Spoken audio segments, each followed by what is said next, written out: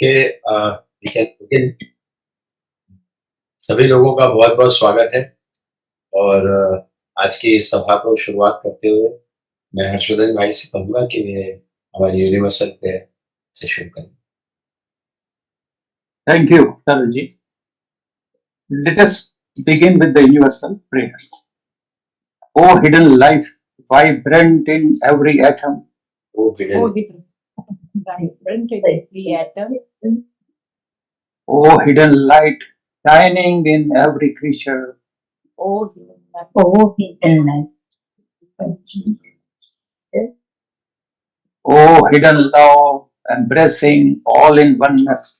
oh, hidden love. Oh, hidden and this is all but May each who feels himself as one with thee, may each of itself as one with thee, know he is also one with every other.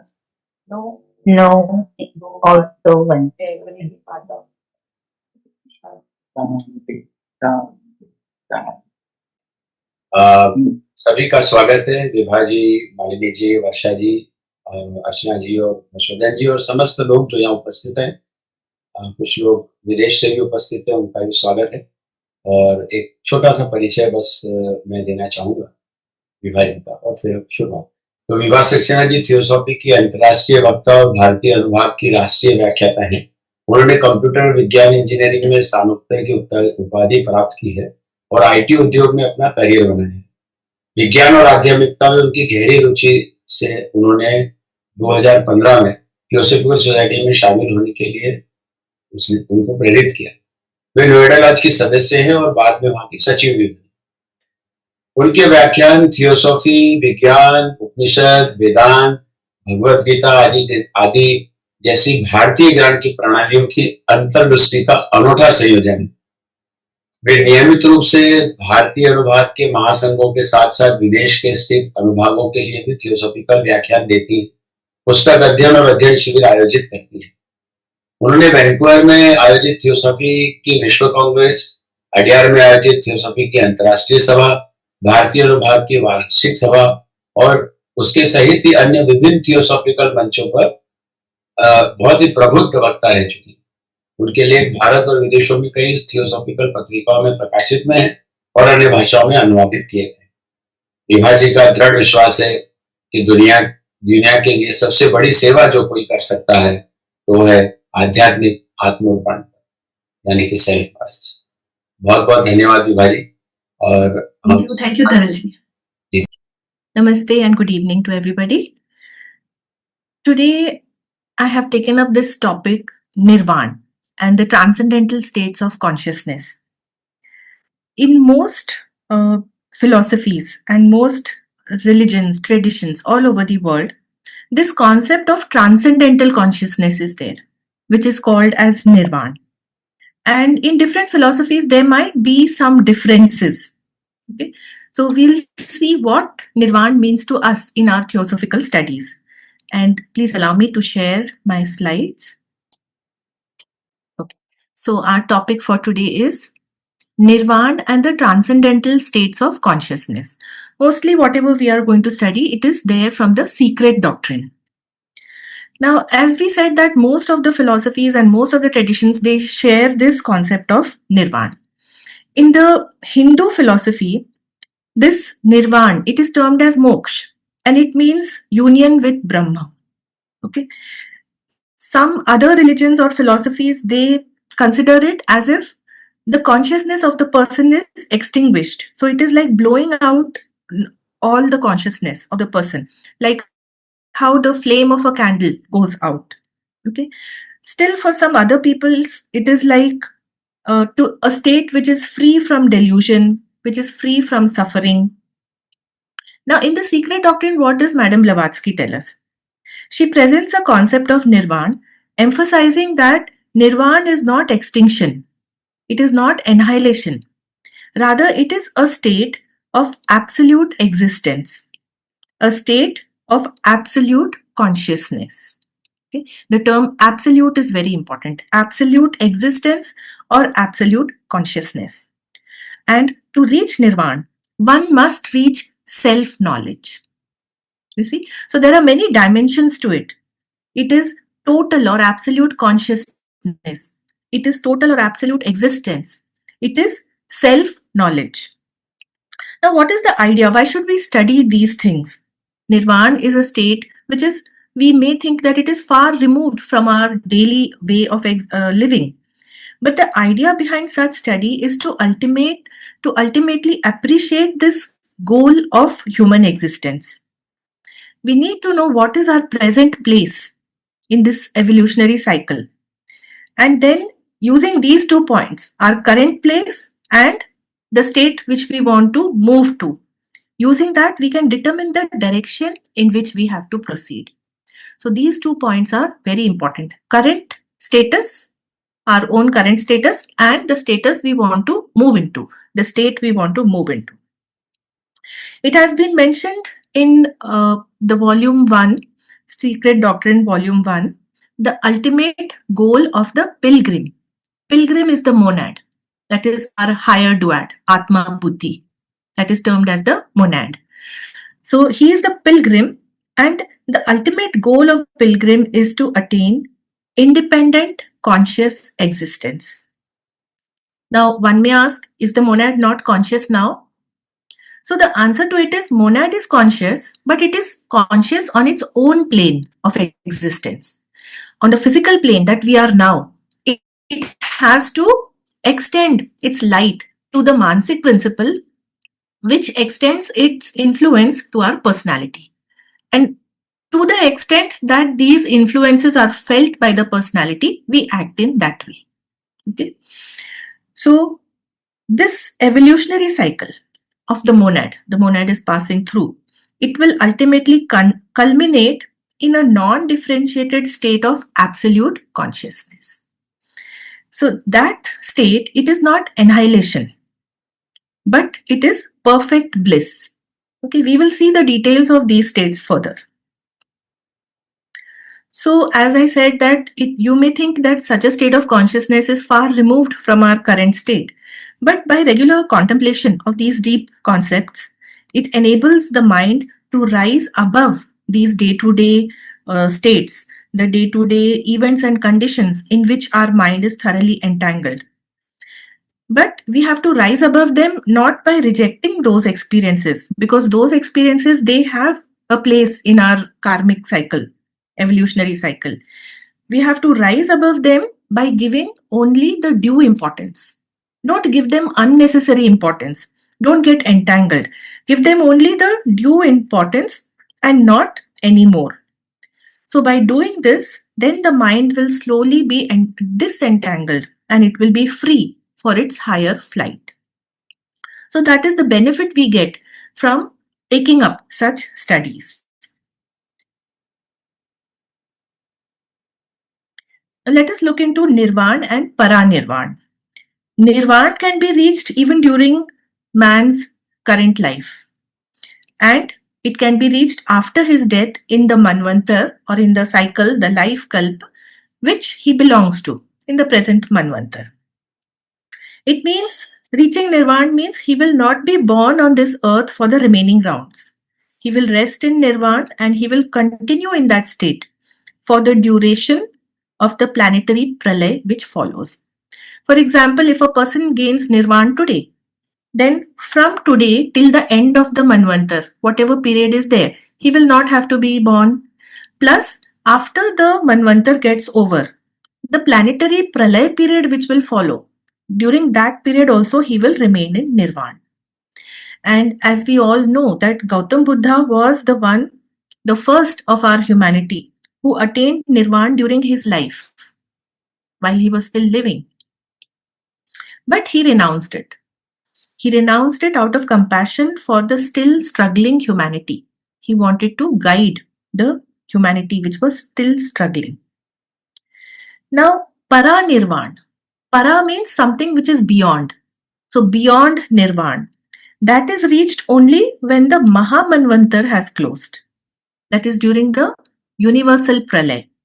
Okay, so we have learned that the evolutionary cycles, there are cycles within the cycles. planetary cycle is within the solar cycle, and that solar cycle is within the universal cycle or cosmic cycle. Okay. So this Paranirvan, it is reached only when the Mahamanvantar or the cosmic Manvantar that comes to a close. Such is the esoteric teaching, and this is what Madame Blavatsky has mentioned in the Secret Doctrine.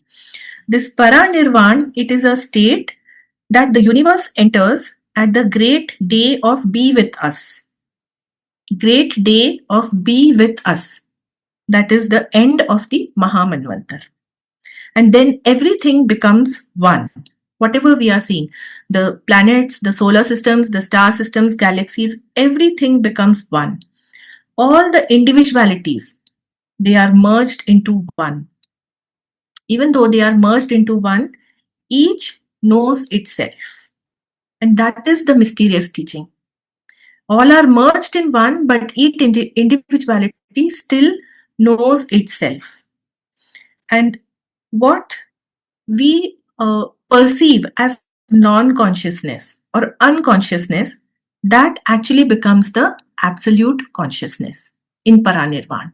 Okay, because we cannot perceive it, we cannot even think about it. So to us, it appears unconscious or it appears non-conscious, but actually it is absolute consciousness. So that which is now darkness to us, the Paranirvanic state, will become absolute light when you have entered that state. So let us see some transcendental aspects of Nirvana that are mentioned in the Secret Doctrine. First of all, it is absorption, not annihilation. Nirvana is not annihilation. It is not non-existence.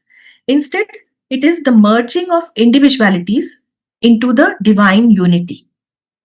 Consciousness is elevated from this conditioned relative existence that we are living now. See, each word is very important. Okay, conditioned relative existence, which we are living now in the phenomenal world. So it is elevated from that into absolute consciousness, because there is only unity there. So there cannot be a relation. There's no relation, only unity. Despite unity, the uniqueness is preserved. Uniqueness of each individual who lived on this in this evolutionary cycle. So although it is absorbed, it is not highlighted. The second point is Paranirvan and Paranishpanna. This is a state that the universe enters at the end of a Mahamanvantar. This we already said. That is the final resting state during Pralay, when the universe is resting, universal rest. This state has also been described as absolute perfection. So you can see the number of adjectives or the way in which we are trying to qualify that state. It is absolute knowledge. It is absolute perfection. And in this absolute perfection, everything re-enters the great breath. What is the great breath? The great breath is the periodic manifestation and dissolution of cosmos. Okay, cosmos with a K, that is the entire cosmos, not just our solar system. And that cycle of manifestation and dissolution, it has no beginning and no end. It is the in-breathing and the out-breathing of the cosmos. Just like our breath, how we breathe in and out, the same way, in-breathing of cosmos and out-breathing of the cosmos. So the day everything re-enters the great breath is absorbed in that. The next point is the sevenfold process of Nirvana. Next aspect of these transcendental states is this sevenfold process of Nirvana. Now, in one of his letters to AP Senate, the Master has mentioned that existence in seventh state of matter is Nirvana. Okay, this is the highest spiritual consciousness, the seventh principle. We call that Atma in man. Okay, so that is the highest principle, and at that level, that is in the seventh state of matter, all suffering and duality, they cease. So there is no duality. This is another qualification of that state. Okay, when there is duality, there will be relativity, a relative existence, but there is no duality. Suffering and duality cease because the ego identifies itself with the universal eternal essence. Seventh plane, so naturally, eternal and universal essence. It means that all principles of man's constitution, they are harmonized with the highest principle or Atma. Atma is the seventh principle. Okay, Atma is the one reality, and ultimately everything emanates from the one reality. So all other principles, they are in a way emanation of Atma, and when they become harmonized with Atma, that is the state of Nirvana. Now, when an adept succeeds in doing so, in harmonizing his principles to the highest principle, to the Atma, he is a Jivan Mukta. He becomes a Nirvani, and he can go into Samadhi at will. That is attaining Nirvana in the lifetime. Okay, he succeeds in harmonizing all the principles to the seventh principle. Actually, the adepts, they are classed by the number of principles that they have under perfect control. So at once, all principles do not get harmonized to the seventh principle. Okay, but slowly, by beginning from the lowest, beginning from the personality, how many principles become aligned, that is the degree of the adept. So, okay, it will also mean the initiations of the on this path of adeptship. It will mean the expansion of the consciousness on the path of adeptship. In another letter, the master has described that how this harmonization has to be done. It is there in Mahatma letter number 13 of Barker series. I think Master M has explained that. Now, another aspect of this Nirvana, that is Parampad, or that which is called the ring pass knot. This term has been used extensively in the secret doctrine. Parampad are the Arup states, which are beyond the state of lie. This is what secret doctrine mentions. Now, what is lie? Lie is, you see the word pralay, when everything becomes homogeneous, everything is absorbed into the one reality. So, from this pralay, we can understand lie. Lie means dissolution or absorption into the state where differentiated matter ceases. There is no differentiation, there is only homogeneous substance, and it merges back into the unmanifested homogeneous source. Okay, so differentiated means something which is made of particles, and homogeneous means there are no particles, everything has become one. As an analogy, on our physical plane, you consider any normal, you consider the, suppose let us say a handful of sand. So even though the sand is quite amorphous, yet it is made of particles of sand. Okay, now instead of that you consider water. So in water there are no grains, there are like the grains of sand, it is one substance. Okay, so that is the homogeneity, but we are talking about it at the seventh level, at the seventh plane. So that is the state of lie. And this state of lie, it denotes the point of rest or neutralization. These are called lie centers, and they act as a channel between different planes of existence. We know there are 7 planes of existence, beginning from physical, astral, mental, and higher, up to the 7th plane. So between these planes of existence, like between astral and physical, so that is the lie center. Why it is lie? Because their physical matter will cease to exist and it will become astral matter, more subtle. Okay, so it is a channel where this matter is crossing. So there are 7 such lie centers.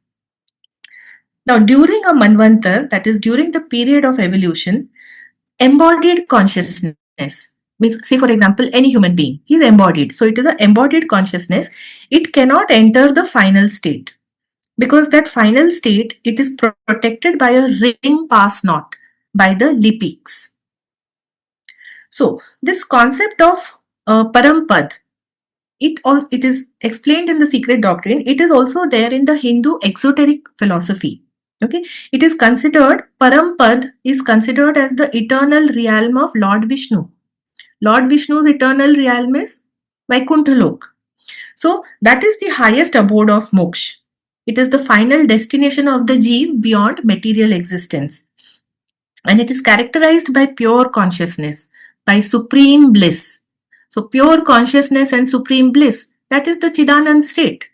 Chidananda Rupa Shivoham Shivoham. Okay, so that state, it is the eternal union with the divine. That is called as Parampad. And that is how it is given in all these exoteric philosophies. Now, the last concept aspect which I wanted to share regarding Nirvana is the two paths. And both are most important books in theosophical literature, The Secret Doctrine and The Voice of Silence. They distinguish between achieving Nirvana for oneself, that is called the open path, and renouncing the final Nirvana to help humanity, that is called the secret path, that is the Bodhisattvic ideal. So that these are the two paths when one has the ultimate goal as Nirvana. Now, to put the things in perspective, it is very important that we know where we stand currently. And therefore, this septenary nature and the correspondence, septenary nature of the entire manifestation and its correspondence, namely between the cosmos with a K. So that is the entire cosmos, the solar system and the human being. That is what is shown diagrammatically in this slide. This diagram is from the Secret Doctrine.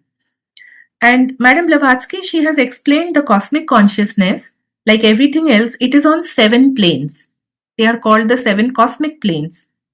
The higher 3 are not conceivable. They are not shown in the slide. And the lower 4, they can be cognized only by the highest adepts. Okay. Now, here all the 4 planes, they should be considered of the same size. Although the lowest one, the first cosmic plane, it has been shown larger in the diagram just to accommodate that figure, but all are of the same size. And the lowest one, it is called the terrestrial or Prakritic plane. On that plane is our solar system, which is also divisible into 7 planes.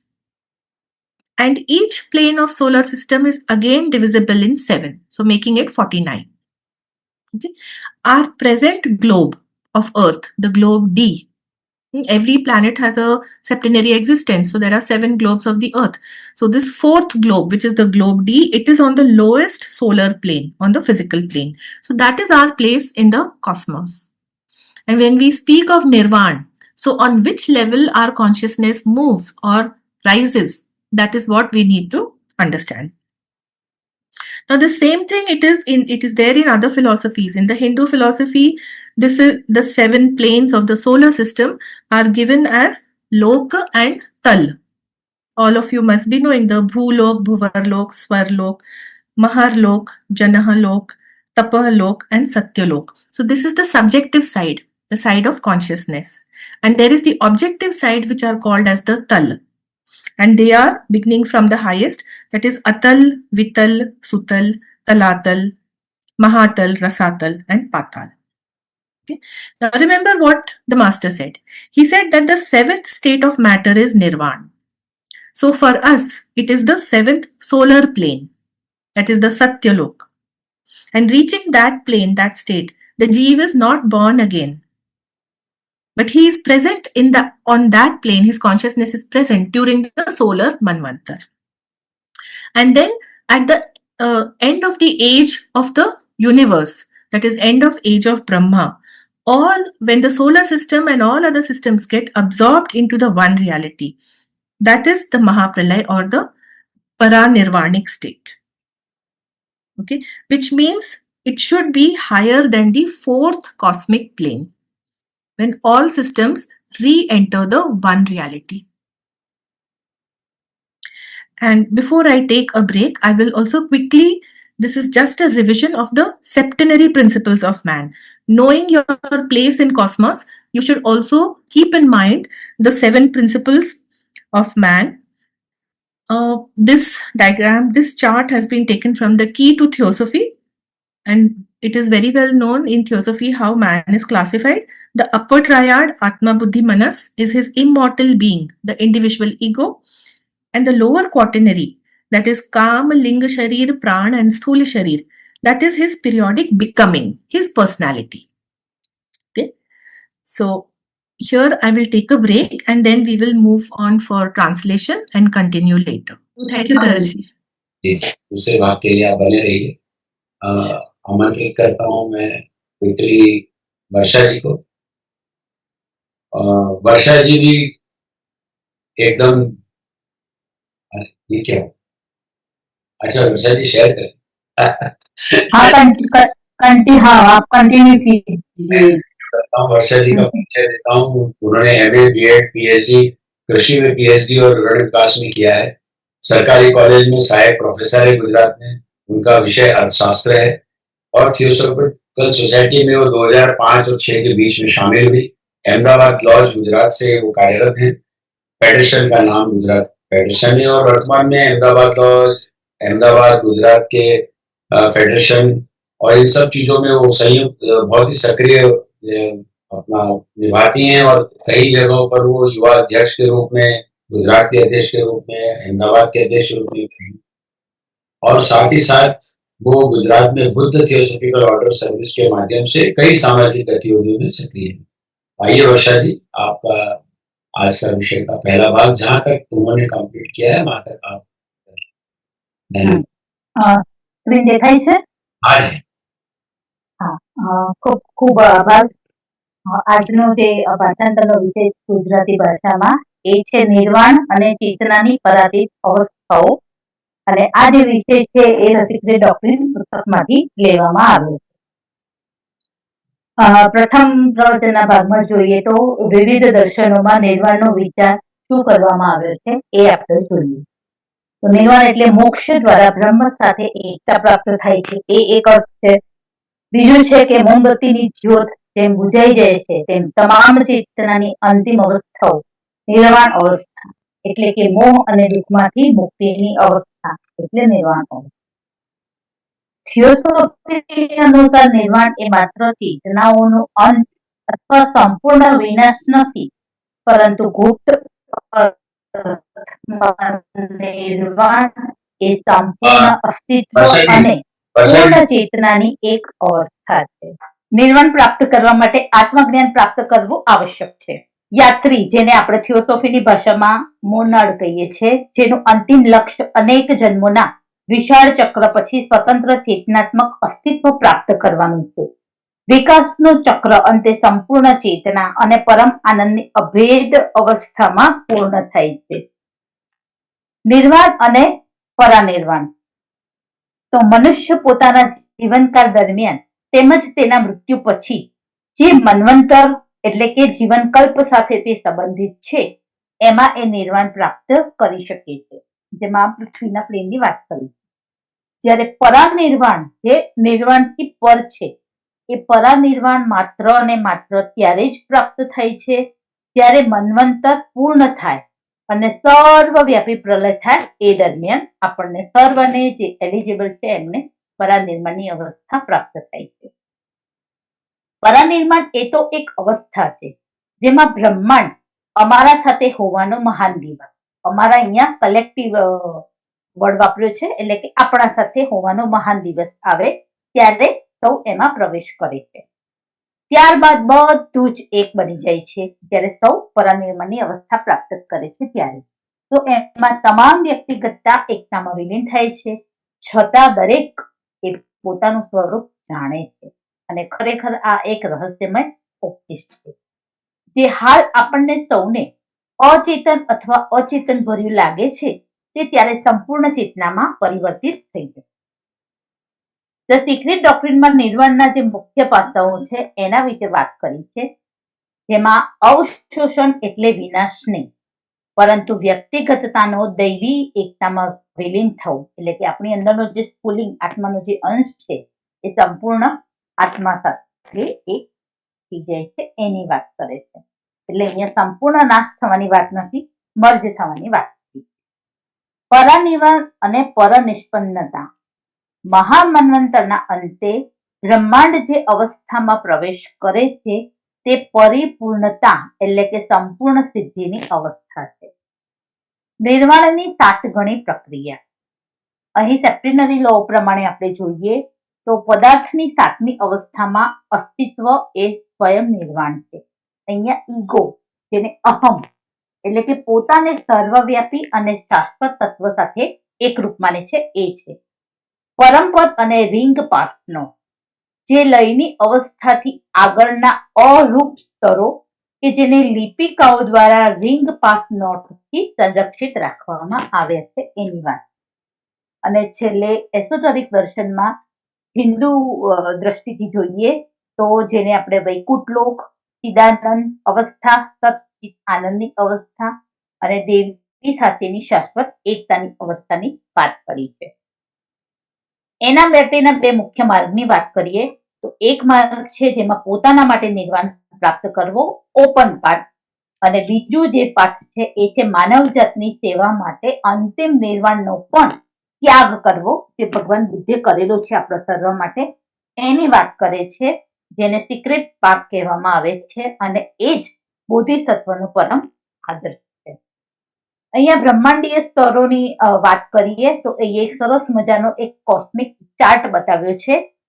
એ ચાર્ટમાં બ્રહ્માંડના સ્તરો અથવા તો વિશ્વ ચેતનાના સ્તરોની વાત કરી છે, જેમાં ઉપરના જે હાયર 3 સ્તરો છે એને ચાર્ટમાં બેને કીધું એ પ્રમાણે નથી દર્શાવ્યા, પણ જેટલા ચાર્ટમાં જે સ્તર બતાવ્યા છે એ સ્તરમાં નીચે સૂક્ષ્મ પ્રક્રિયા છે, એસ્ટલ છે, પ્રાણિક કામ, કામ મનસ, મનસ અને બુદ્ધિની વાત કરી છે, જે ફક્ત ને ફક્ત પહેલા પ્રાકૃતિક પ્લાનની વાત કરે છે. બીજો પ્રાકૃતિક, ત્રીજો, ચોથો, પાંચમો અને છઠ્ઠા પ્રાકૃતિક જે પ્લેન છે જેને આભા અથવા આવરણ અથવા સાતમા સર્વોચ્ચ પ્રાકૃતિક આવરણો જે છે જેને અહીં દર્શાવ્યા નથી, પરંતુ આપણું જે બુદ્ધિ છે, હાયર કોન્શિયસનેસ, ઇન્ટેલેક્ચ્યુઅલ પ્લેન છે, ત્યાં સુધી જ આપણે આ ચાર્ટમાં બતાવ્યું છે. પરંતુ થોડું થોડું જો આપણે કહીએ તો એને આપણે હિન્દુ પુરાના જે ભાષા છે એમાં 7 તલ સાથે એને આપણે સરખાવી શકીએ. એ 7 જે તલની વાત કરી બેને એ છે અતલ છે, વિતલ છે, સતલ છે, તલાતલ છે, મહાતલ છે અને રસાતલની એમને અહીંયા આ ચાર્ટમાં વાત કરી. અને છેલ્લે જે સેપ્ટેનર જે લો છે એટલે કે મનુષ્યના 7 સિદ્ધાંતો, તો એ જે સિદ્ધાંતો છે અને એના ગુડ અર્થ છે, તો પહેલું જે આપણું સ્થૂળ શરીર છે તો એ છે ભૌતિક શરીર સાથે સંકળાયેલું છે. બીજા આપણા જે પ્રાણ છે જેને આપણે જીવન, જેનાથી આપણું ટકે છે, એ જીવન ઉર્જાના સિદ્ધાંત સાથે સંકળાયેલું છે. આપણું જે ઇથરિક ડબલ એટલે કે લિંગ શરીર છે એ સૂક્ષ્મ શરીર સાથે સંકળાયેલું છે. કામરૂપ જે પ્રાણીઓની ઈચ્છાઓ અને વાસનાઓનું સ્થાન છે. મનસ કે જે તેના કાર્યોમાં એક દ્વૈતનો સિદ્ધાંત લાગુ પડે છે, જેમાં મન, બુદ્ધિ, ઉચ્ચ માનવ મન તેનો પ્રકાશ અથવા કિરણોત્સર્ગ જીવનકાળ માટે મોનાડને નશ્વર માણસ સાથે જોડે છે. છેલ્લે બુદ્ધિ જે આપણી આધ્યાત્મિક યાત્રાનું વર્ણન કરે છે અને જે આત્મા એ આત્માની સાથે અંતે ભળી જાય છે. તો એટલી વાત પાર્ટ 1 માં અહીં બેને આપણને કરી છે. તો આ સાથે ફર્સ્ટ પાર્ટ જે છે આપણો સંક્ષિપ્તમાં ગુજરાતી ભાષામાં અહીં આપણે પૂર્ણ કરીએ. ધન્યવાદ. एक छोटा सा परिचय मालिनी जी का. मालिनी जी लर्निंग प्रोफेशनल है, बालिका सशक्तिकरण की समर्थक हैं और फैसिलिटेटर भी हैं. इन शॉर्ट कहें तो लर्निंग प्रोफेशनल के रूप में आईटी उद्योग में 20 वर्षों से अधिक का अनुभव है, जिसमें से उन्होंने अधिकतर आईबीएम इंडिया के साथ बिताया. उनको वर्चुअल अनुभव है, साथ में टीमों के साथ वैश्विक लर्निंग की परियोजनाओं का नेतृत्व भी किया है और मैनेजमेंट भी किया है. उनकी मुख्य कुशलताओं में learning consultancy, delivery management, project management, business facilitation, instructional design, communication और पब्लिक स्पीकिंग क्षेत्र है. इन सब के साथ ही उन्होंने करियर की शुरुआत तो प्रिंट मीडिया से की थी और आईटी पत्रकार के रूप में की. इंडियन एक्सप्रेस समूह मुंबई में उन्होंने एक्सप्रेस कंप्यूटर में मुख्य उप संपादक के पद पर रहते हुए संगठन छोड़ा. वे सिटी बैंक से भी जुड़ी है और हांगकांग के शंघाई बैंक से भी जुड़ी थी संक्षिप्त समय के लिए. बहुत ही एक्टिव हैं और बहुत अच्छी वक्ता हैं और तीनों ही भाषाओं में बहुत अच्छे से कर सकती हैं. तो आज वो हिंदी में करने वाली हैं और आइए आपका स्वागत है. गो है. नमस्ते. थैंक यू तरल जी. निर्वाण एवं चेतना की पारलौकिक अवस्थाएं, आज का ये जो सेशन है वो सीक्रेट डॉक्ट्रिन के अध्ययन पर आधारित है. आज का विषय केवल निर्वाण क्या है ये समझना नहीं है, बल्कि ये देखना है कि चेतना की अंतिम संभावनाएं क्या है। ये चर्चा बौद्धिक नहीं, अनुभवात्मक दिशा में है। निर्वाण का अवधारणा विभिन्न दर्शन में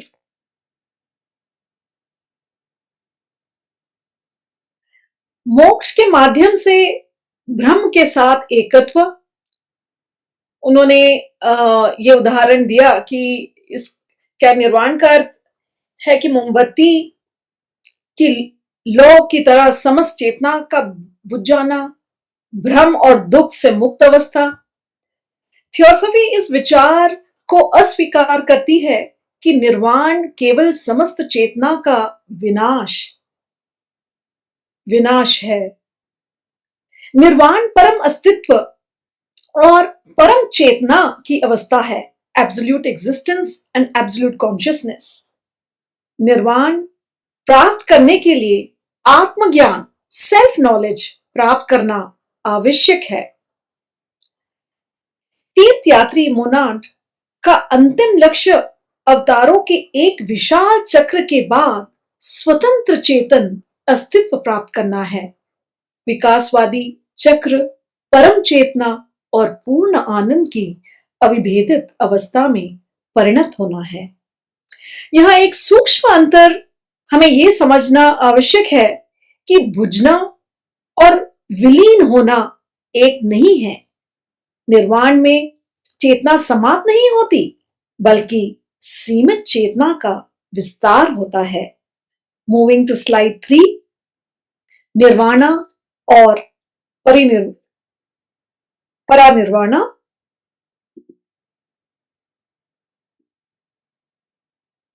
विभा जी ने और वर्षा जी ने बहुत अच्छी तरह से हमें एक्सप्लेन किया हिंदी में। निर्वाण, जैसे कि हम सब जानते हैं, जन्म और मृत्यु के चक्र, संसार से मुक्ति की अवस्था है। इसे जीते जी आंतरिक अनुभूति और अहंकार एवं इच्छा से मुक्ति के रूप में या मृत्यु के बाद वर्तमान ब्रह्मांडीय चक्र मनवंतर के भीतर प्राप्त किया जा सकता है। यह शांति, वैराग्य और आध्यात्मिक पूर्णता का प्रतीक है, पर फिर भी एक सक्रिय ब्रह्मांड के दायरे में रहते हुए। परानिर्वाण से परे है, ये जीवन काल में प्राप्त होने वाले कोई व्यक्तिगत उपलब्धि नहीं है, बल्कि एक ब्रह्मांडीय अवस्था है जो सृष्टि के संपूर्ण चक्र, मनवंतर, एवोल्यूशन के समाप्त होने पर ब्रह्मांड के प्रलय विश्राम अवस्था में विलीन होने पर प्राप्त होती है।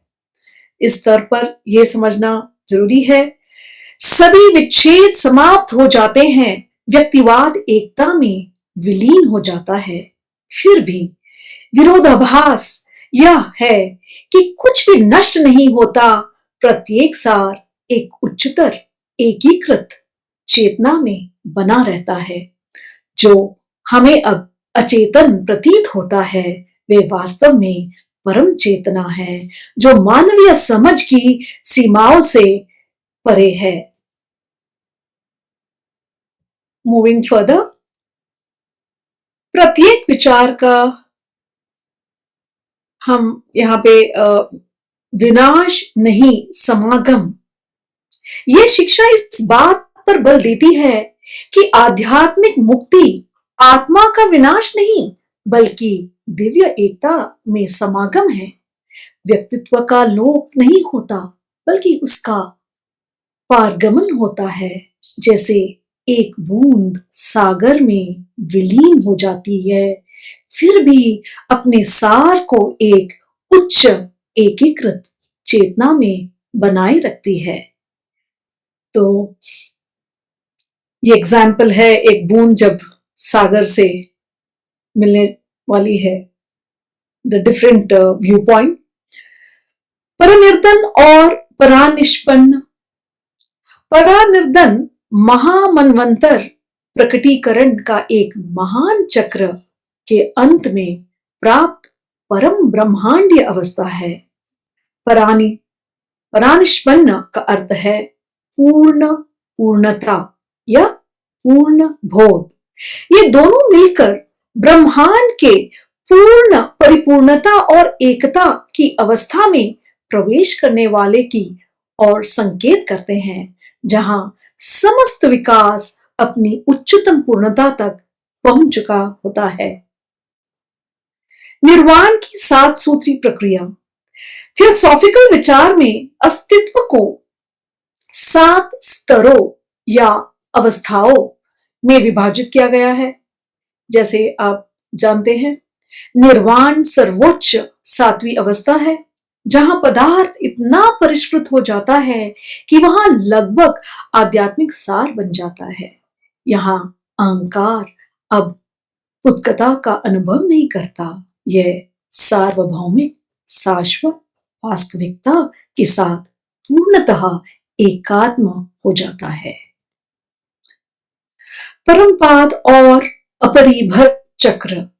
परमपाद अनुत्पादन लय से भी परे सर्वोच्च निराकार रूप आध्यात्मिक अवस्था का संदर्भित करता है।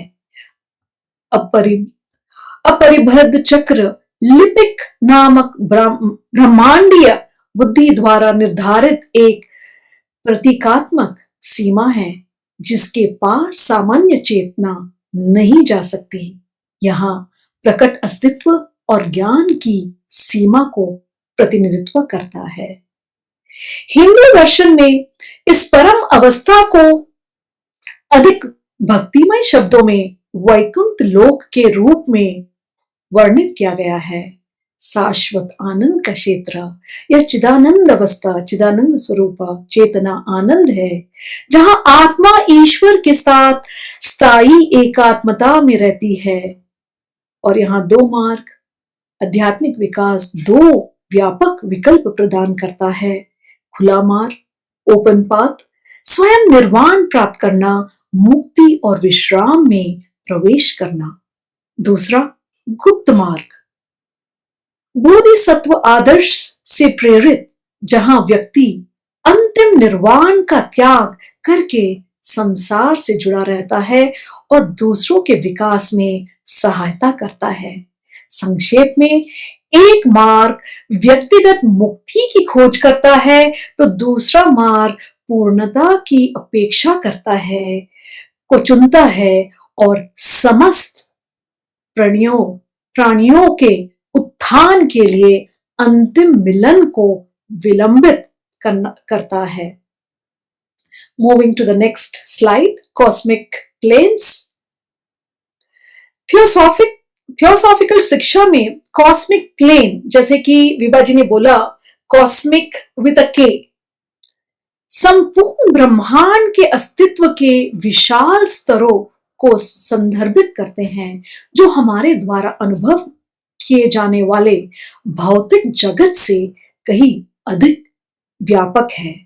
इसे समझने का एक सरल तरीका, ब्रह्मांड एक परत में नहीं है, यह वास्तविकता के अनेक स्तरों या तलों में संरचित है, स्थूल भौतिक से लेकर अत्यंत सूक्ष्म आध्यात्मिक तक, from gross to the extreme subtle, जिसे हम आम तौर पर अस्तित्व, भौतिक या भावनात्मक, मानसिक रूप से कहते हैं। वे इन तलों को केवल एक छोटा सा हिस्सा है।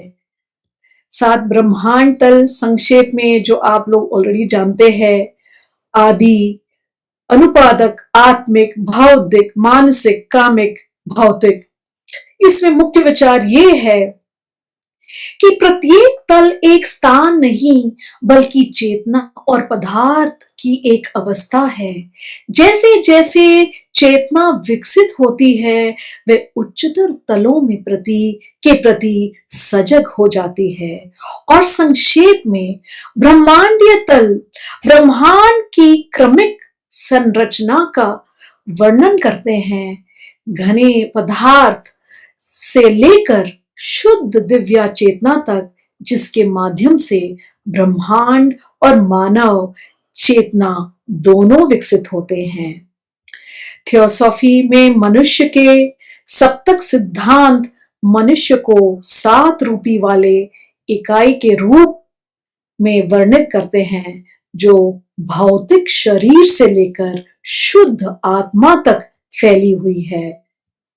ये जैसे कि ऑलरेडी संक्षेप में भौतिक शरीर, स्थूल शरीर, प्राण, लिंग शरीर, काम, मनस, बुद्धि, आत्मा, हमने इसके बारे में देखा।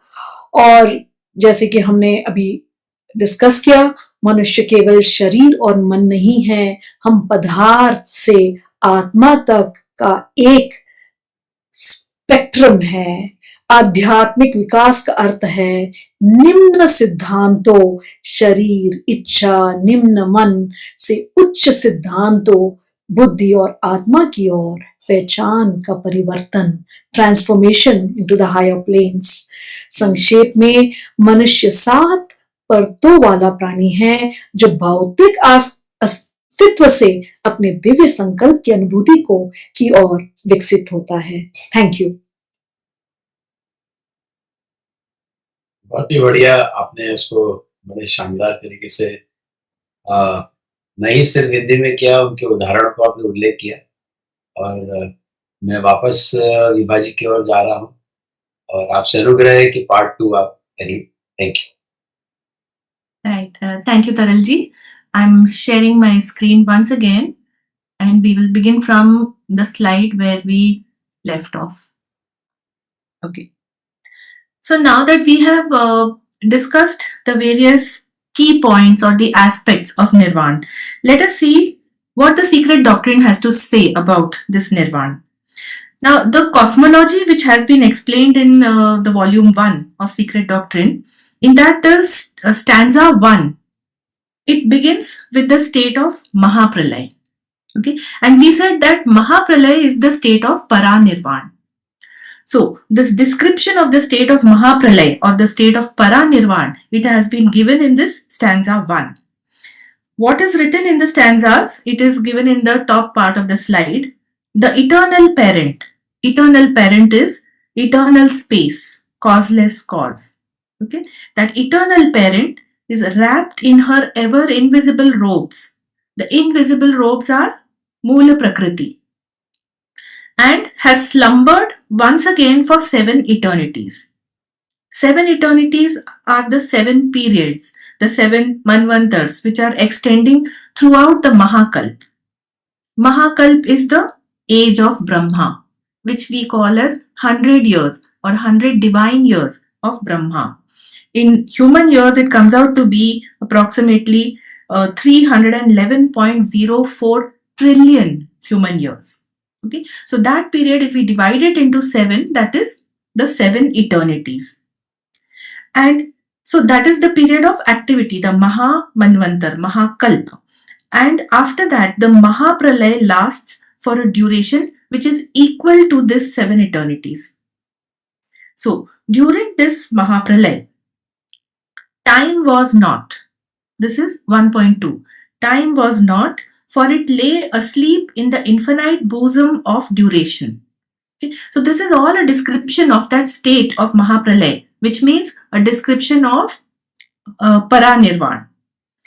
Time lay asleep in the infinite bosom of duration.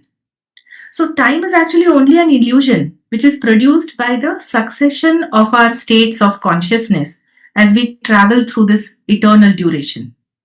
Time will not exist where there is no consciousness. This illusion of time can be produced only in consciousness. Otherwise, it lies asleep. The universal mind was not, for there were no ahi to contain it. Ahi are the Manas Putra. The ahi, that is Manas Putra or Dhyan Chauhans, they are the collective hosts of spiritual beings, and they are the vehicle for manifestation of the universal mind. See, the plan, the divine plan of the manifestation of every universe, it is contained in the universal mind. So these Manas Putra or the ahi, they become the vehicle for manifestation of that plan. They are the intelligent forces which give to and they enact in nature her laws. They give the laws to nature and also enact the laws of nature. Okay? And through them, this universal mind comes into action. So, this universal mind is what? It is actually the divine thought and the divine will. But what happens in Mahapralay? All existences are dissolved in Mahapralay. So the Dhyan Chauhan's, Manas Putra, everyone is dissolved in that Mahapralay. That means the universal mind is no longer in action. It remains as a possibility, abstract possibility of action. It is an abstract, absolute thought. And when the period of Mahapralay is over, then the mind becomes the concrete relative manifestation through those Ahi or Manasputra. So this is the state of Mahapralay. The 7 ways to bliss, that is moksha or nirvana, were not. The great causes of misery were not, for there was no one to produce and get ensnared by them. These great causes, they were not because the universe was not objectively manifested. Where was the universe? It existed only in the divine thought during that period of Mahapralay. So therefore, these causes of misery were also not there. Now it is stated that there are 7 paths or ways to bliss, which means moksha or nirvana, it can be reached in 7 ways. What does that mean? It's a very big clue. It means that from any of the 7 planes, you can attain the way to supreme bliss or to moksha. Currently, we are on the physical plane. This is called the Bhulok. Okay, and it is possible to attain nirvana in our lifetime here. That is the meaning, from the physical plane you can attain nirvana. Similarly, an adept can have his existence in the Maharlok. Maharlok is the 4th plane, counting from bottom. Bhur, Bhuvar, Swar. He has perfected those 3. He has moved to the next higher plane, the Maharlok. Okay, so from there, by doing the adept, he continues his evolution by doing sadhana at that level of Maharlok. He will continue and he can reach nirvana. So what it means is, from any of the planes, if you reach the highest level of that plane, you can attain nirvana. And HPP again explains here that it is the bliss of non-existence. But we should remember that this non-existence, it is not annihilation like what we conceive. We feel non-existence means we don't exist, so it is annihilation. But it is not that. Rather, it is absolute being, existence and consciousness. Absolute being, existence and consciousness, it is called Satchitanand. Existence, Sat.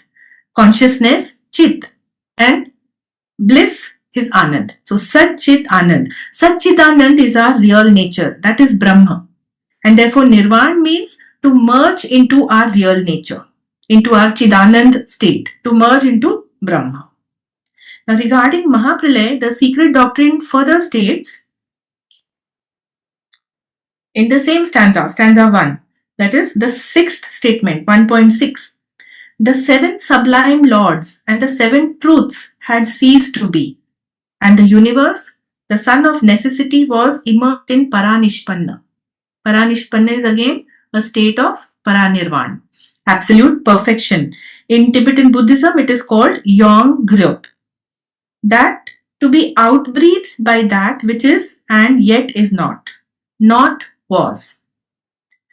So, who are these 7 sublime lords? That is what you call the 7 creative rays, the 7 creative spirits, or the Dhyan Chauhans. Okay, and Paranishpanna, as we mentioned earlier, it is absolute perfection. It is Paranirvana. All the existence, all beings, they attain to this state at the close of the Mahamanvantar. That is at the end of age of Brahma. And they rest in that state during the succeeding period of this Mahapralay. So, Paranirvana is the highest Nirvana. But again, see now what HPB says. She says that this absolute perfection, which we are calling Paranirvana, it is absolute only in a relative sense. So this is such a paradox. It is absolute perfection, but still it is only in a relative sense. For it must give room to still further absolute perfection, according to a higher standard of excellence, in the following period of activity. You remember we spoke of the great breath. So these cosmos, it comes into manifestation and then it is absorbed, it is dissolved again. So in the following manifestation, it will give rise to a higher standard of excellence. So its previous, more high than its previous excellence. It has been compared to the perfect flower which must cease to be perfect. It must die in order to grow into the perfect fruit. So this is how the spiral cycle, the spiral cosmic cycle, it unfolds. Okay, and this stupendous progressive development and everything that we see in manifestation, it has neither conceivable beginning nor imaginable end. So after every great cycle of activity, everything becomes immersed or merged in Paranirvana, and in the succeeding cycle, it is again manifested to attain to a higher state of perfection. This is how the state of Paranirvana is described in this stanza 1. Now let us look at the meaning of Paramartha. Paramartha is what? It is absolute knowledge. So it is again a synonym for this Paranirvana. And the secret doctrine states that no arhat, O mendicant, can reach absolute knowledge, that is Paramartha, before he becomes one with Paranirvana. Parikalpit and Paratantra are his two great enemies. Parikalpit means error. It is made by those people who are unable to realize this illusory nature of existence, okay, of the phenomenal world. They believe or imagine that something exists whereas it really does not exist. So that is parikalpit. For example, believing that I am the body. If the body dies, I die. So that is an error. Okay. Another very well-known example from Vedanta is the snake and the rope. Believing that the rope is a snake, whereas there is no snake at all, there is just the rope. So this is parikalpit, error. And the other enemy has been stated as paratantra. Paratantra means that which exists only through a causal dependency. If the cause is removed, then the effect will also be removed. For example, consider the light of a lamp. If the lamp is extinguished, then there will be no light. So this is a dependency, that is paratantra. And these qualities of parikalpit and paratantra, they are obstacles in attaining paramartha. Paramartha is absolute knowledge. Paramartha is a synonym for paranirvana, and you cannot attain that due to these obstacles of parikalpit and paratantra. Now, when we say that paramartha is absolute knowledge, what do we mean by absolute knowledge? What kind of knowledge is that? In our present state, the means of knowledge are the 5 sense organs. They are the means of our knowledge. But this absolute knowledge, it is the highest comprehension of self. We cannot comprehend the self through our 5 senses. But on reaching the state of paranirvana, we attain paramartha, which is the highest comprehension of self. And what is that comprehension? It is the understanding that everything is self.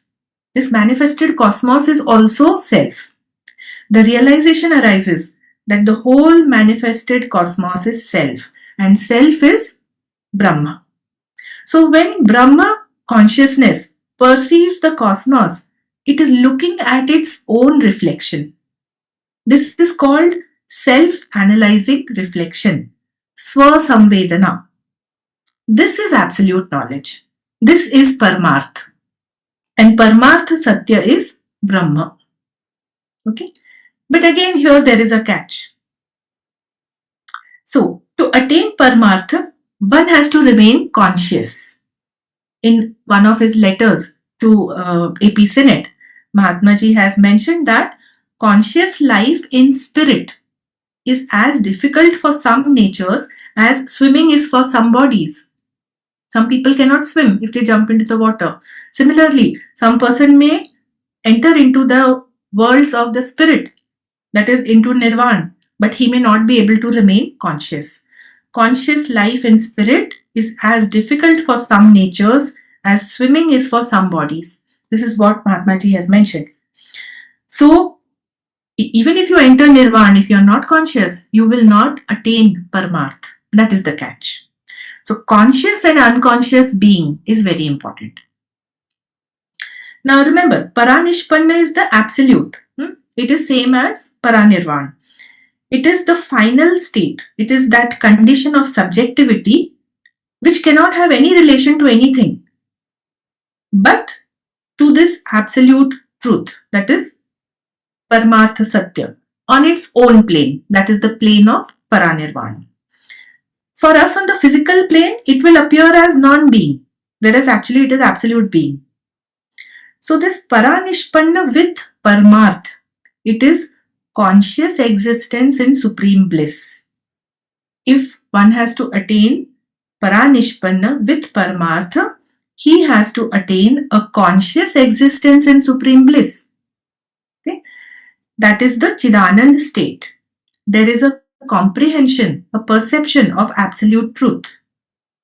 It should be noted carefully that there is a great difference between conscious and unconscious being. This condition of Paranishpanna without Paramarth, you have attained to the state or the plane of Paranishpanna, but there is no Paramarth without this self-analyzing consciousness, without this Swa-samvedana. That is not bliss, it is just unconscious being. It is simply like sleeping, becoming dormant for these 7 eternities of the Mahapralaya. Okay, so to attain, to have that bliss of Paranirvana, one has to remain conscious. And an example, a very beautiful example has been given. You consider an iron ball and you consider a human being. Both are in the sun. Now the ball also, the iron ball also feels the sunlight. It becomes warm. Sorry, it doesn't feel, but it becomes warm due to the sunlight. The human being also feels the warmth. But that iron ball is unconscious. It is not enjoying the sunlight. Whereas the human being can enjoy the warmth. So that is the difference between conscious and unconscious being. So the question is, attaining this Paranishpanna with Paramarth. We want to attain the Nirvanic state, the Param Nirvanic state with Paramarth. So how does one attain Paranishpanna with Paramarth? For that, the secret doctrine says, it is only with a mind clear and undarkened by personality and an assimilation of the merit of many-fold existences devoted to being in its collectivity. That means the whole sentient universe, the living universe. By that alone, one gets rid of personal existence, merging into becoming one with the Absolute and continuing in full possession of Paramarth. So she has, in one statement, she has given the method, the way, how you can attain Paramarth in Paranishpanna. One should have a clear mind. It should not be darkened by personality. So you should have conquered or mastered the personality.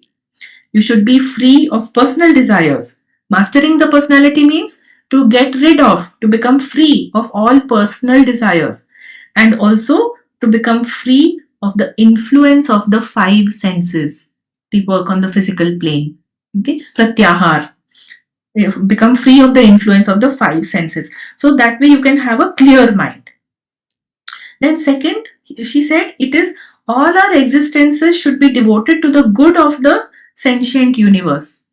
Now, how do we ensure that our existences are devoted to the good of the sentient universe? First of all, how do we even know that what we are doing is good for someone or no? Okay, that is a very important thing. And to be sure about that, what we need to do is to be in harmony with the universal law. Law is deity. This is what secret doctrine says. So we should always act in harmony with the universal law. Harmony should be in thought, word and action. That means in physical, astral and mental being. And when we are in harmony with the universe in physical, astral and mental being, it means we have mastered our personality, because personality exists on these 3 lower planes. So the individual masters his personality and gradually attains universality. And then only the merit assimilated through our lives, through our existences, it will facilitate Paranishpanna with Paramartha. This is the way to achieve Paranishpanna with Paramartha. That is absolute truth and absolute knowledge. For the sake of analogy, when we say this Paranishpanna with Paramartha, the faintest reflection of the bliss of Paramartha, it can be compared to the bliss of a mother who is looking at her own child to whom she has given birth. What bliss she feels. Why? Because in a way, the child is her reflection. Okay.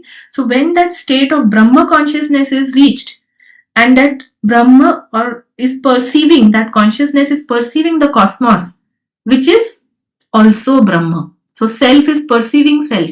That bliss can be compared to the bliss which mother feels when she looks at her own child. Okay. Now moving on very quickly, we come to the concept of Parampad and the ring pass knot of the Lipiks. These were the key aspects, different aspects of Nirvana, which we saw in the first slides.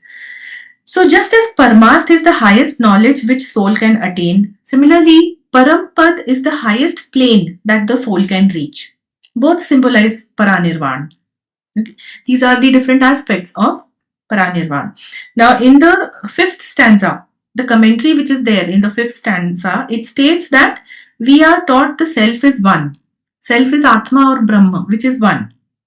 And this world, the world is multiplicity. Okay, so this world is the objective symbol of that one divided into many. Actually, there is only one, but the world is the objectivity which appears as the many. So this is the illusory or the phenomenal planes. And our individual egos, which are evolving in this material worlds, they are in truth the undetached rays of the one flame, the impersonal self. Okay? Now, this one reality, the impersonal self, it emanates from itself the seven rays. In other words, the homogeneous is becoming heterogeneous. One is becoming many. And then what these lipiks do, the lipiks make an impassable barrier between the personal ego and the impersonal self. The personal ego is a ray, undetached ray of that impersonal self. But the lipiks have made a barrier between these egos which have emanated and the one impersonal self. And who are these lipiks? The lipiks themselves are the spirits of the universe. When the seven rays emanate in the first manifestation. So they are the spirits of the universe. They are recorders of the karmic ledger. Lipi is writing, and lipik means the one who writes. So they record the karmic ledger. And after every pralay, these lipiks are the ones who bring into objectivity that the ideal plan of the universe, which is there in the divine mind. So, and then using that plan, the builders reconstruct the cosmos. So that is the role of the lipiks. And here they are making this impassable barrier between the individual ego and the impersonal self. So this barrier, that is called as the ring pass knot. It separates the world or the planes of pure spirit from that of matter. Okay, the world of pure spirit, they are the arup worlds. They are the formless spiritual worlds. And the worlds of matter, they are the roop worlds. They are formative or material worlds. So the ring pass knot, this term has been used several times in the secret doctrine. And we must understand it thoroughly, what it means with respect to the nirvanic states. So this ring pass knot, it is the boundary that separates the finite from the truly infinite. It is the boundary between the phenomenal material worlds and the eternal real worlds. Those eternal real worlds are the nirvanic states, the transcendental states. And the secret doctrine states that those who descend and ascend, they may cross the circle of pass knot only on the day be with us. Now, who are the ones who descend from Arup to Roop. Arup are the higher planes and Roop are the lower material planes. So who descend? They are called the incarnating monads. The monads have their origin in the worlds, the spiritual worlds, the worlds of reality, and they descend, meaning they incarnate. And who are the ones who ascend? They ascend from the Roop worlds, the lower material worlds, into the higher spiritual planes. They are the men who are striving towards purification and they are ascending to higher planes. They have not quite reached their goal, but they are ascending through their evolutionary cycles. So these are the ones who ascend and descend. And they can cross that circle of past not only on the day be with us. The day be with us is the day when man will free himself from the trammels of ignorance. Avidya. Avidya he will be freed from ignorance and he will fully recognize the non-separateness of the individual ego with the universal ego. So this universal ego is actually the spiritual ego, the Atma Buddhi. So when he recognizes this non-separation between himself and the divine, that is the day be with us. And then man will merge into the one essence to become not only one with us, but the very life itself.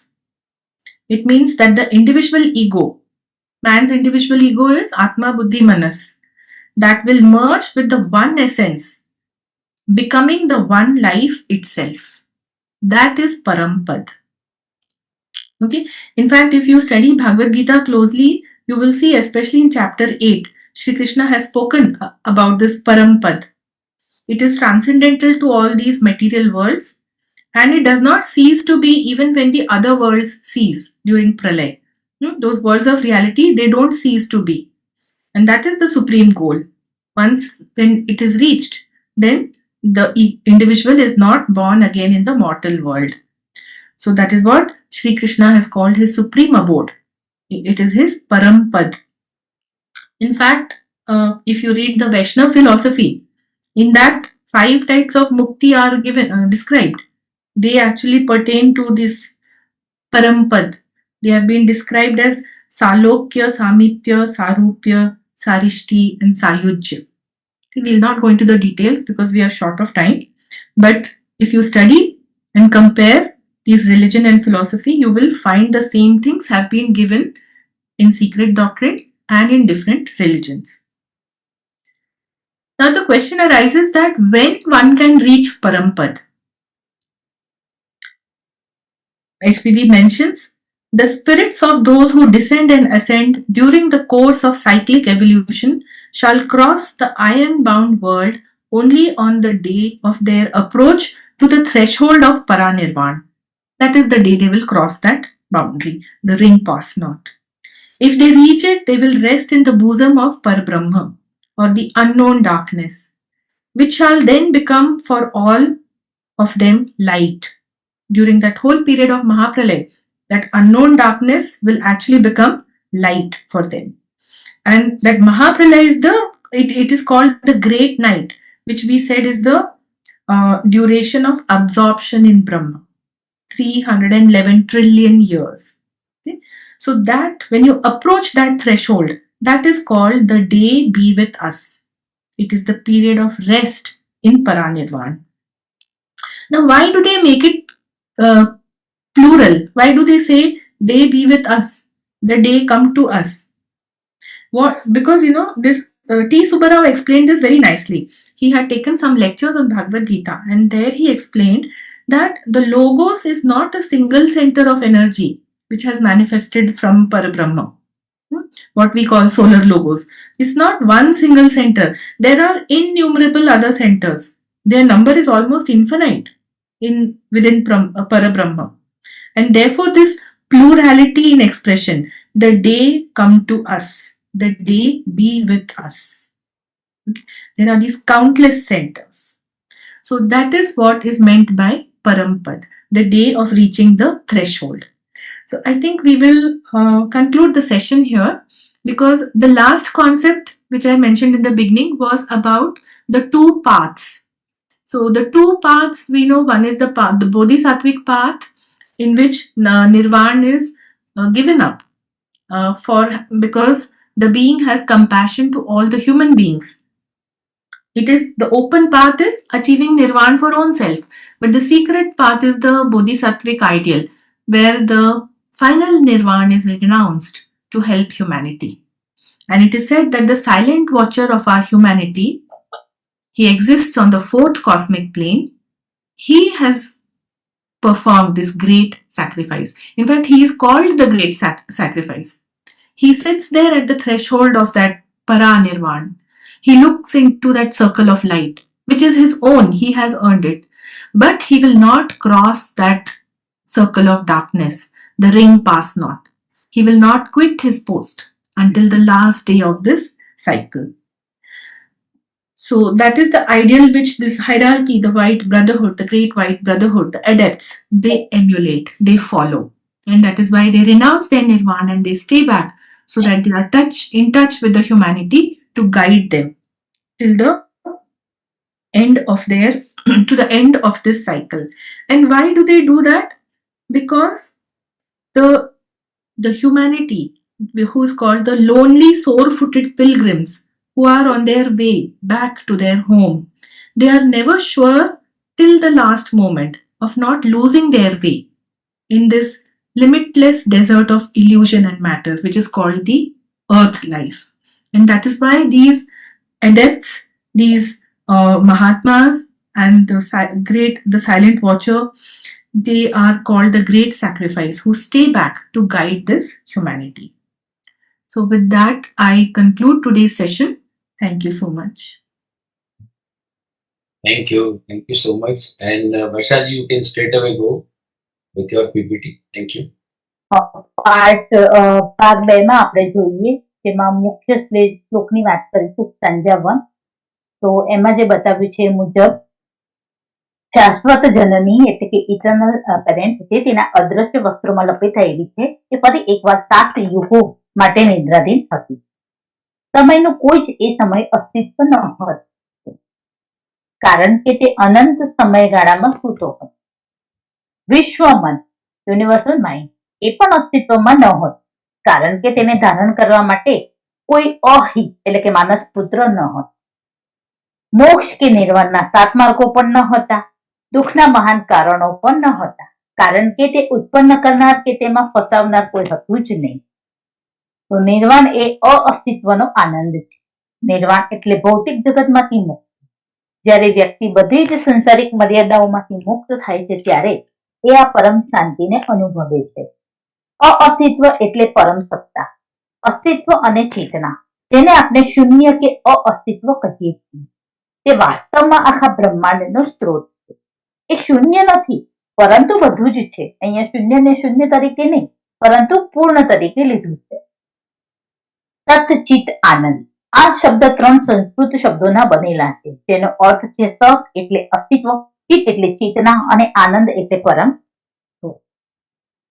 પરનિર્માણની વાત જોઈએ તો 7 ભવ્ય સ્વામીઓ અને 7 શક્તિઓનું અસ્તિત્વ અટકી ગયું હતું અને બ્રહ્માંડ જે જરૂરિયાતનો પુત્ર છે તે પરિનિષ્પન્ન પૂર્ણતા, પરિનિર્વાણ જેને તિબેટમાં યોગ ગ્રુપ કહેવાય છે તેમાં લીન હતું. જે બ્રહ્માંડ તેના દ્વારા ફરીથી બહાર શ્વાસ લેવા માટે એટલે કે પ્રગટ થવા માટે તૈયાર હતું, જે અત્યારે છે અને છતાં નથી ત્યારે કશું જ નથી. 7 ભવ્ય સ્વામીઓ જે એક શક્તિઓ અથવા દેવો છે જે બ્રહ્માંડના સર્જન અને સંચાલન માટે જવાબદાર હોય છે. પ્રલયના સમયે તેઓ પણ મૂળ તત્વમાં ભળી જાય. જરૂરિયાતનો પુત્ર બ્રહ્માંડને અહીં જરૂરિયાતનો પુત્ર પણ કહ્યો છે કારણ કે તેનું સર્જન કર્મ અને ઉત્ક્રાંતિના અફળ નિયમોને આધીન છે. પરિનિષ્પન્ન જેનો અર્થ થાય છે પરમ પૂર્ણતા. એ એક એવી સ્થિતિ છે જે બધું જ એકાકાર થઈ જાય છે તેને જ પરનિર્વાણ પણ કહેવામાં આવ્યું છે. અને બહાર શ્વાસ લેવાની જે અવસ્થા છે એને અહીં શ્વાસ લેવાની ક્રિયાને પ્રતીક તરીકે વાપરવામાં આવી છે. જ્યારે પરમ તત્વ શ્વાસ બહાર કાઢે છે ત્યારે સૃષ્ટિનું સર્જન થાય છે અને શ્વાસને જ્યારે અંદર લે છે ત્યારે પ્રલય થાય. પરમાર્થ કોઈ પણ અરહત કે ભિક્ષુ પરાનિર્વાણ સાથે એકરૂપ ન થાય ત્યાં સુધી તે સંપૂર્ણ જ્ઞાન સુધી પહોંચી શકતા નથી. પરિકલ્પિત અને પરાતંત્ર તેના બે મહાન શત્રુઓ છે. બોધિસત્વોના સૂત્ર મુજબ પરિકલ્પિત એવા લોકો દ્વારા કરવામાં આવતી ભૂલ જે બધાના શૂન્યતા અને ભ્રામક સ્વભાવને સમજવામાં અસમર્થ હોય છે. પરતંત્ર જે ફક્ત કારણભૂત અવલંબન અથવા જોડાણ દ્વારા અસ્તિત્વ ધરાવે છે. જો કારણ દૂર કરવામાં આવે તો તે પણ અદ્રશ્ય થઈ જાય છે. પરમાર્થ એ પરાનિર્વાણ પ્રાપ્ત કર્યા પછી પ્રાપ્ત થયેલું સંપૂર્ણ જ્ઞાન છે. તે આત્માની સર્વોચ્ચ સમજ છે કે બધું જ આત્મા છે. આ સ્વવિશ્લેષણ ચિંતન છે જેને સ્વ સંવેદન અથવા પરમાર્થ કહેવાય. પરમાર્થ એ સત્ય અને બ્રહ્મ છે. સભાન અને અચેતન અસ્તિત્વ. પરનિષ્પન્ન એ પરમ છે, તેથી તે પરાનિર્માણ જેવું જ છે. તે આત્મનિષ્ઠાની અંતિમ સ્થિતિ છે જેનો તેના સ્તર પરના એક પરમ સત્ય સિવાય કોઈ સંબંધ નથી. આથી પરમાર્થ સાથે પરનિષ્પન્ન એ પરમ આનંદમાં સભાન અસ્તિત્વ છે, પરમ સત્યની સમજણ છે અને આ જ પરમ અસ્તિત્વ છે. પરમાર્થ એટલે કે સ્વવિશ્લેષણ ચેતના વિના પરનિષ્પન્નતાની સ્થિતિ કોઈ આનંદ નથી. તે અચેતન અસ્તિત્વ છે અથવા ફક્ત સાત અનંતકાળ માટે જ લુપ્ત થઈ ગઈ છે. પરમાર્થ સાથે પરનિષ્પન્નતાની સ્થિતિ પ્રાપ્તિ. ફક્ત વ્યક્તિત્વથી સ્વચ્છ અને અંધારાહીન મન અને એના સામૂહિકતામાં રહેવા માટે સમર્પિત અનેક અસ્તિત્વોના ગુણોનું આત્મસાત કરીને વ્યક્તિ વ્યક્તિગત અસ્તિત્વથી મુક્ત થાય છે અને પરમમાં ભળી જાય છે. તેની સાથે એક થઈ જાય છે અને પરમાર્થના સંપૂર્ણ કબજામાં રહે છે. વ્યક્તિત્વથી મુક્ત સ્પષ્ટ મન વ્યક્તિગત ઈચ્છાઓ અને પાંચ ઇન્દ્રિયોના પ્રભાવથી મુક્ત હોવું જોઈએ. આ ઉત્ક્રાંતિ ચક્ર દ્વારા આપણા બધા અસ્તિત્વો સમગ્ર સંવેદનશીલ બ્રહ્માંડના ભલા માટે સમર્પિત હોવા જોઈએ. સાર્વત્રિક કાયદા સાથે સુમેળમાં પણ હોવા જોઈએ. આ રીતે વ્યક્તિ વ્યક્તિત્વ ગુમાવે છે અને ધીમે ધીમે સાર્વત્રિકતા પ્રાપ્ત કરે છે. પછી ફક્ત આપણા બધા અસ્તિત્વો દ્વારા આત્મસાત થયેલ ગુણ પરમાર્થ સાથે પરનિષ્પન્નતાને સુવિધા આપે છે. પરમાત્મા વિલીન થવું અને પરમ સત્યની સંપૂર્ણ ચેતનામાં ચાલુ રહે. લિપિકાઓનું પરમપદ અને રિંગ પાસ નોટ એ શું કહે છે? તો કહે છે કે પરમપદ એ આત્માનું ઉચ્ચતમ સ્તર છે જે સુધી પહોંચી શકે છે અને એનું પ્રતીક એ પરાનિર્વાણ. તો એક છે આ વિશ્વ બ્રહ્મના સ્તર પર અનેકમાં વિભાજિત એકનું ઉદ્દેશ્ય પ્રતીક છે. વ્યક્તિગત અહંકાર એક જ જ્યોત નિરાકાર સ્વના અવિભાજ્ય કિરણો છે. લિપિકાઓ એ વ્યક્તિગત અહંકાર અને નિરાકાર સ્વ વચ્ચેનો એક અગમ્ય અવરોધ બનાવે છે. તેઓ પદાર્થના પ્રગટ વિશ્વને પાસ નોટની રિંગમાં ઘેરી લે છે અને આમ શુદ્ધ આત્માના વિશ્વને પદાર્થના વિશ્વથી અલગ કરે છે. જેઓ અતરે ઉતરે છે અને ચઢે છે તેઓ પાસ નોટના વર્તુળને ફક્ત આપણી સાથે રહો ના દિવસે જ પાર કરી શકે છે. તે એક તત્વમાં ભળી જાય છે, તેથી ફક્ત આપણી સાથે નહીં પણ તે જ જીવન બની જાય છે અને આ જ એ પરમપદની અવસ્થા. હવે પરમપદે ક્યારે પહોંચી શકાય એનો એક સમયગાળો આપ્યો છે જનરલ. ચક્રીય ઉત્ક્રાંતિ દરમિયાન જે લોકો અંતરે અને ઉપર ચઢે છે તેમના આત્માઓ લોખંડથી બંધાયેલા વિશ્વને ફક્ત તે દિવસે જ પાર કરશે ત્યારે તેઓ પરાનિર્માણના ઉંબરે પહોંચશે. જો તેઓ ત્યાં પહોંચશે તો તેઓ પરબ્રહ્મના હૃદયમાં અથવા અજ્ઞાત અંધકારમાં આરામ કરશે. તે પછી તે બધા જ માટે પ્રકાશ બની જશે અને આ મહાપ્રલયના સમગ્ર સમયગાળા દરમિયાન મહારાત્રિ એટલે બ્રહ્મમાં શોષણના કેટલા સમયગાળાની વાત કરી છે તો 3110 ખરબ 40 અબજ વર્ષ અથવા તો 31 નીલ 10 ખરબ 40 અબજ વર્ષ, જેને મેં ડિટેલ્સમાં સાઈડમાં કોલમમાં બતાવી. આપણી સાથે રહોનો દિવસ આરામ અથવા પરાનિર્વાણનો આ સમયગાળો છે. લોગો એ પરબ્રહ્મમાંથી પ્રગટતી ઉર્જાનું એક પણ કેન્દ્ર નથી. અસંખ્ય અન્ય કેન્દ્રો છે અને એમની સંખ્યા પરબ્રહ્મના હૃદયમાં લગભગ અનંત છે અને તેથી આપણી પાસે આવવાનો દિવસ અને આપણી સાથે રહેવાનો દિવસ જેવા અભિવ્યક્તિઓમાં તે બહુવચન. મહાન બલિદાન તેના બે માર્ગો છે, એક ખુલ્લો માર્ગ છે અને બીજો ગુપ્ત માર્ગ છે. ખુલ્લો જે ઓપન વે છે એ પોતાના માટે જ નિર્વાણ પ્રાપ્ત કરવું કોઈ પણ તેને અનુસરી શકે છે અને બૌદ્ધ ધર્મ તેને હીનયાન કહે છે. અને ગુપ્ત માર્ગ જે મહાયાન છે એ બોધિસત્વ આદર્શ એટલે કે માનવતાને મદદ કરવા માટે અંતિમ નિર્વાણનો ત્યાગ કરવાની વાત કરી છે, જે ભગવાન બુદ્ધે આપણા સૌ માટે કરેલી છે. આપણી માનવતાના મૌન રક્ષક ચોથા કોસ્મિક પ્લેન પર અસ્તિત્વ ધરાવે છે. તે એક દીક્ષા આપનાર છે જેને મહાન બલિદાન કહેવાય છે, કારણ કે પ્રકાશના ઉંબરે બેસીને અંધકારના વર્તુળમાંથી તેઓ જુએ છે કે જેને તે પાર કરશે નહીં, કે આ જીવન ચક્રના છેલ્લા દિવસ સુધી તે પોતાનું પદ છોડશે નહીં. કેટલું મોટું બલિદાન છે આ! મહાન બલિદાન. એકાંત ચોકીદાર પોતાના સ્વપસંદ કરેલા સ્થાન પર રહે છે, કારણ કે પોતાના ઘરે પાછા ફરતા એકલા દુખાવાથી પીડાતા યાત્રુઓ ક્યારેક ખાતરી નથી કરતા કે તેઓ પૃથ્વી જીવન નામના ભ્રમ અને પદાર્થના અમર્યાદિત રણમાં પોતાનો માર્ગ ગુમાવશે નહીં, કારણ કે સ્વતંત્રતા અને પ્રકાશના તે ક્ષેત્રનો માર્ગ બતાવવા માંગતો હતો જ્યાંથી તે પોતાને સ્વૈચ્છિક રીતે દેશ નીકાળે છે. દરેક કેદીને તે પોતાને માંસ અને ભ્રમના બંધનમાંથી મુક્ત કરવામાં સફળ થયો છે, કારણ કે તે ટૂંકમાં તેને માનવજાત માટે પોતાનું બલિદાન આપ્યું છે. જોકે થોડા ચૂંટાયેલા લોકો આ મહાન બલિદાનથી લાભ મેળવી શકે. मालिनी जी अपना वीडियो ऑन करिए. अभी वापस हिंदी में हम स्लाइड 7 कॉन्सेप्ट ऑफ निर्वाण से जी शुरू करेंगे. निर्वाण का सिद्धांत, कॉन्सेप्ट ऑफ निर्वाण, इटर्नल पेरेंट, परम सत्य का प्रतीक है जो अव्यक्त अवस्था में है. स्लंबर का अर्थ निष्क्रियता नहीं, बल्कि यह है कि सब कुछ संभावना के रूप में विद्यमान है, प्रकट नहीं हुआ है. This is potential waiting to be tapped. अगर एक उदाहरण देना चाहे तो जैसे एक बीज में पूरा वृक्ष छिपा होता है. समय तभी होता है जब परिवर्तन होता है. अव्यक्त अवस्था में कोई परिवर्तन नहीं होता, इसलिए समय नहीं होता, केवल अनंत काल होता है. इसका भी अगर उदाहरण दें तो गहरी नींद के समय का अनुभव, गहरी नींद में हमें समय का अनुभव नहीं होता, पर अस्तित्व बना रहता है. Next, universal mind. आनंद, मोक्ष, निर्वाण के साथ मार्ग नहीं थे. दुख के महान कारण नहीं थे, क्योंकि उन्हें उत्पन्न करने और उनमें फंसने वाला कोई नहीं था.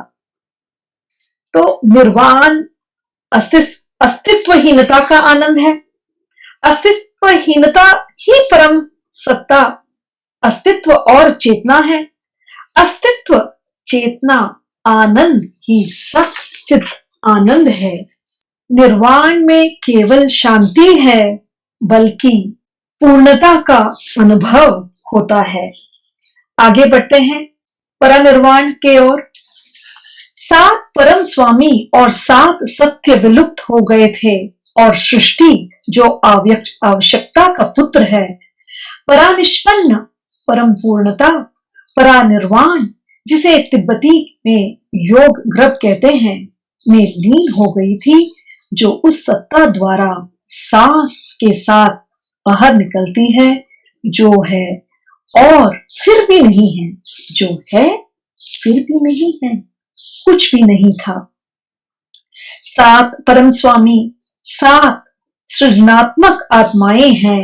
ध्यान चौहन. परानिष्पन्न वह परम पूर्णता या परानिर्वाण है जिसे सभी अस्तित्व मनवंतर के अंत में प्राप्त करते हैं. तो यहाँ जो मन को शून्यता लगता है वही वास्तव में पूर्णता है. जैसे आकाश खाली दिखता है, पर सब कुछ उसी में समाया रहता है. इसमें एक श्लोक भी हम कहना चाहेंगे. सर्व खलविदम ब्रह्मा, ये संपूर्ण जगत ब्रह्म ही है, सब कुछ उसी एक परम सत्य का विस्तार है। परामर्थ यानी कि अल्टीमेट ट्रुथ। यहाँ पे कोर कॉन्सेप्ट जो है परमार्थ का अर्थ है परम सत्य, जो हमारी धारणा, विचार और माया से परे है। और थियोसॉफी के परमार्थ भौतिक ज्ञान नहीं है, यह सत्य का प्रत्यक्ष अनुभव है, मन से परे उच्च चेतना, बुद्धि और उससे ऊपर में अनुभूत। रिलेटिव वर्सेस एब्सोल्यूट, व्यवहारिक सत्य जो हमें अनुभव करते हैं प्रतीक, और परमार्थ जो वास्तव में है सार। यह कोई वस्तु नहीं जिसे जाना जाए, ये वह अवस्था है जहां ज्ञाता ज्ञान और में एक हो जाते हैं। निर्वाण परमार्थ की प्रत्यक्ष अनुभूति है, वास्तविकता को जैसा है वैसा देखना। परनिर्वाण इससे भी परे है। जैसे रस्सी को साफ समझने का भ्रम दूर हो जाए और सत्य स्पष्ट हो जाए। परमार्थ कुछ नया पाना नहीं है, ये जो सदैव सत्य है, सदैव सत्य था, उसे देख पाना है। परमार्थ परम सत्य है, जो दिखाई देता है वह नहीं, बल्कि जो वास्तव में है। ये मानसिक ज्ञान नहीं, बल्कि वह अनुभव है जहां देखने वाला और देखा जाने वाला एक हो जाते हैं। The observer and the observed, अगर जेके के टर्मिनोलॉजी में बोला जाए तो परमार्थ केवल ज्ञान नहीं, ये स्वयं को जानने की अवस्था है। मूविंग फॉरवर्ड, चेतन और अचेतन अस्तित्व परानिष्पन्न परम सत्य है, अतः परनिर्वाण ही के समान है। ये आत्मिकता की वह अंतिम अवस्था है जिसका अपने तल पर एकमात्र परम सत्य, परमार्थ सत्य के सिवा किसी और से कोई संबंध नहीं। अतः परमार्थ के साथ परानिष्पन्न परम आनंद में सचेतन अस्तित्व है, इसमें परम सत्य की समझ होती है, यही परम सत्ता है। परमार्थ के बिना परानिष्पन्न की अवस्था यानी आत्मविश्लेषण करने वाली चेतना, स्व संवेदना आनंद नहीं है, ये अचेतन सत्ता है या 7 युगों तक निर्वीणा है। तो हमारी यात्रा यहाँ भ्रम निर्भरता से सत्य की ओर है। आगे बढ़ते हैं स्लाइड 19 की तरफ। परमार्थ से परिनिष्पन्न की प्राप्ति केवल व्यक्तिगत अस्तित्व से मुक्त, निर्मल और निर्मल मन से और समस्त सजीव और चेतन ब्रह्मांड में समग्रता के लिए समर्पित अनेक जन्मों के पुण्य का आत्मसात करने से ही व्यक्ति व्यक्तिगत अस्तित्व से मुक्त होता है और परमार्थ में विलीन होकर उसके साथ एक हो जाता है तथा परमार्थ की पूर्ण चेतना में निरंतर बना रहता है। एक निर्मल व्यक्तिगत अस्तित्व से मुक्त मन व्यक्तिगत इच्छाओं और 5 इंद्रियों के प्रभाव से मुक्त होना चाहिए। इस विकास चक्र में हमारे सभी जन्म समस्त चेतन ब्रह्मांड के कल्याण के लिए समर्पित होने चाहिए और सार्वभौमिक नियम के अनुरूप होने चाहिए। इस प्रकार व्यक्ति अपने व्यक्तिगत अस्तित्व को देता है, खो देता है और धीरे धीरे सार्वभौमिकता प्राप्त कर लेता है। तभी हमारे सभी जन्मों से प्राप्त पुण्य परमार्थ के साथ परिनिष्पन्न होने में सहायक होता है। परमार्थ में के विलीन होकर परम सत्या की पूर्ण चेतना में निरंतर बने रहना। तो इसमें सिर्फ विलय पर्याप्त नहीं, जागरूक विलय ही आनंद देता है। अभी बढ़ते हैं स्लाइड 12 की ओर। लिपिकाओं का परम पद और रिंग पास वो परंपरागत व उच्चतम तल है जहां एक आत्मा पहुंच सकती है। परिनिर्वाण इसका प्रतीक है। आत्मा एक है। ये संसार माया के तल पर अनेक में विभाजित एक का प्रत्यक्ष प्रतीक है। वैयक्तिक अहंकार एक ज्वाला निराकार आत्मा की अविभाजित किरणें हैं। लिपिकाएं वैयक्तिक अहंकार और निराकार आत्मा के बीच एक अभेद्य अवरोध उत्पन्न करती है। वे भौतिक जगत को पास नॉट के घेरे में सीमित कर देती है। इस प्रकार शुद्ध आत्मा के जगत या तलोक को भौतिक जगत से अलग करती है। जो अवरोहण और आरोहण करते हैं वे केवल हमारे साथ रहो के दिन ही पासनोट के घेरे को पार कर सकते हैं। इस प्रकार वे एक सार में विलीन हो जाते हैं और न केवल हमारे साथ अर्थात प्रकट सार्वभौमिक जीवन जो एक जीवन है एक हो जाते हैं, बल्कि स्वयं उस जीवन में विलीन हो जाते हैं। यही परंपरागत है। तो यथा साधना का सार है तो व्यक्तिगत से सार्वभौमिक की ओर बढ़ना। आगे बढ़ते हैं स्लाइड 13 की ओर। When can one reach परमपादा कब पहुंचा जा सकता है? चक्रीय विकास के दौरान अवरोहण और आरोहण करने वाली आत्माएं परिनिर्वाण के द्वार के निकट पहुंचने पर ही लोक बुद्ध संसार को पार करेंगे। यदि वे वहां पहुंच जाती है तो वे महाप्रलय अर्थात महान रात्रि यानी ब्रह्म में समाहित होने वाले जो 31104000000 वो सारे वर्षों के दौरान पर ब्रह्म की गोद में या अज्ञात अंधकार में विश्राम करेंगे, जो तब उन सभी के लिए प्रकाश बन जाएंगे। हमारे साथ रहो का दिन यही विश्राम काल या परिनिर्वाण है। लोगोस परब्रह्मा से प्रकट ऊर्जा का एक केंद्र नहीं है, अनगिनत अन्य केंद्र है और परब्रह्म की गोद में उनकी संख्या लगभग अनंत है। इसलिए हमारे पास आओ और हमारे साथ रहो। अभिव्यक्तियों में बहुलता है। परम पद कब प्राप्त होता है? आत्मा की सर्वोच्च अवस्था व्यक्तिगत और सार्वभौमिक के बीच सीमा जस्ट की पॉइंट्स लिपिकाओं द्वारा संरक्षित।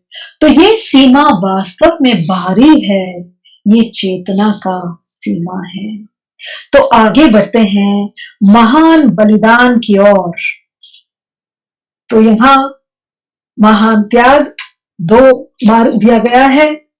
पहला वाला खुला मार्ग जो स्वयं निर्वाण प्राप्त करना, कोई भी इसका अनुसरण कर सकता है। और दूसरा गुप्त मार्ग बोधिसत्व का आदर्श अर्थात मानवता की सहायता के लिए अंतिम निर्वाण का त्याग करना। हमारी मानवता के मौन दृष्ट चौथे ब्रह्मांडीय तल पर विद्यमान हो। वे एकमात्र आरंभ करता है जिन्हें महान बलिदान कहा जाता है, क्योंकि प्रकाश की दहलीज पर बैठे हुए वे अंधकार के घेरे में के भीतर के वे अंधकार के घेरे के भीतर से प्रकाश को देखते हैं, जिसे वे पार नहीं करेंगे और न ही वे इस जीवन चक्र के अंतिम दिन तक अपना स्थान छोड़ेंगे। ये कोई एक क्षण की उपलब्धि नहीं, ये अनंत यात्रा का परिणाम है। आगे बढ़ते हुए अगले स्लाइड। एकाकी पहरेदार अपने चुने हुए स्थान पर विराजमान रहता है, क्योंकि पृथ्वी जीवन नामक भ्रम और पदार्थ के इस असीम रेगिस्तान में अपने घर लौटते हुए अकेले थके हारे तीर्थयात्री अंतिम क्षण तक भी ये सुनिश्चित नहीं कर पाते कि वे अपना रास्ता न खो दें, क्योंकि वह उस स्वतंत्रता और प्रकाश के क्षेत्र का मार्ग दिखाना चाहता है जहां से वह स्वयं स्वेच्छा से निर्वासित है, उन सभी केंद्रियों को जिन्होंने शरीर और भ्रम के बंधनों से स्वयं को मुक्त कर लिया है। और यहाँ जैसे कि साइलेंट वॉचर, मानवता का मार्गदर्शक, स्वयं मुक्ति न लेकर दूसरों के लिए रुकना की पॉइंट। तो यहाँ आध्यात्मिकता की सर्वोच्च अवस्था है स्वयं से ऊपर उठना, rising above one self to one's higher self. आगे बढ़ते हैं। महान त्याग का कारण। यहाँ करुणा केवल भावना नहीं, यह अस्तित्व का निर्णय है। निर्वाण कोई दूर की मंजिल नहीं, यहाँ जागरूकता की शुरुआत है। धन्यवाद।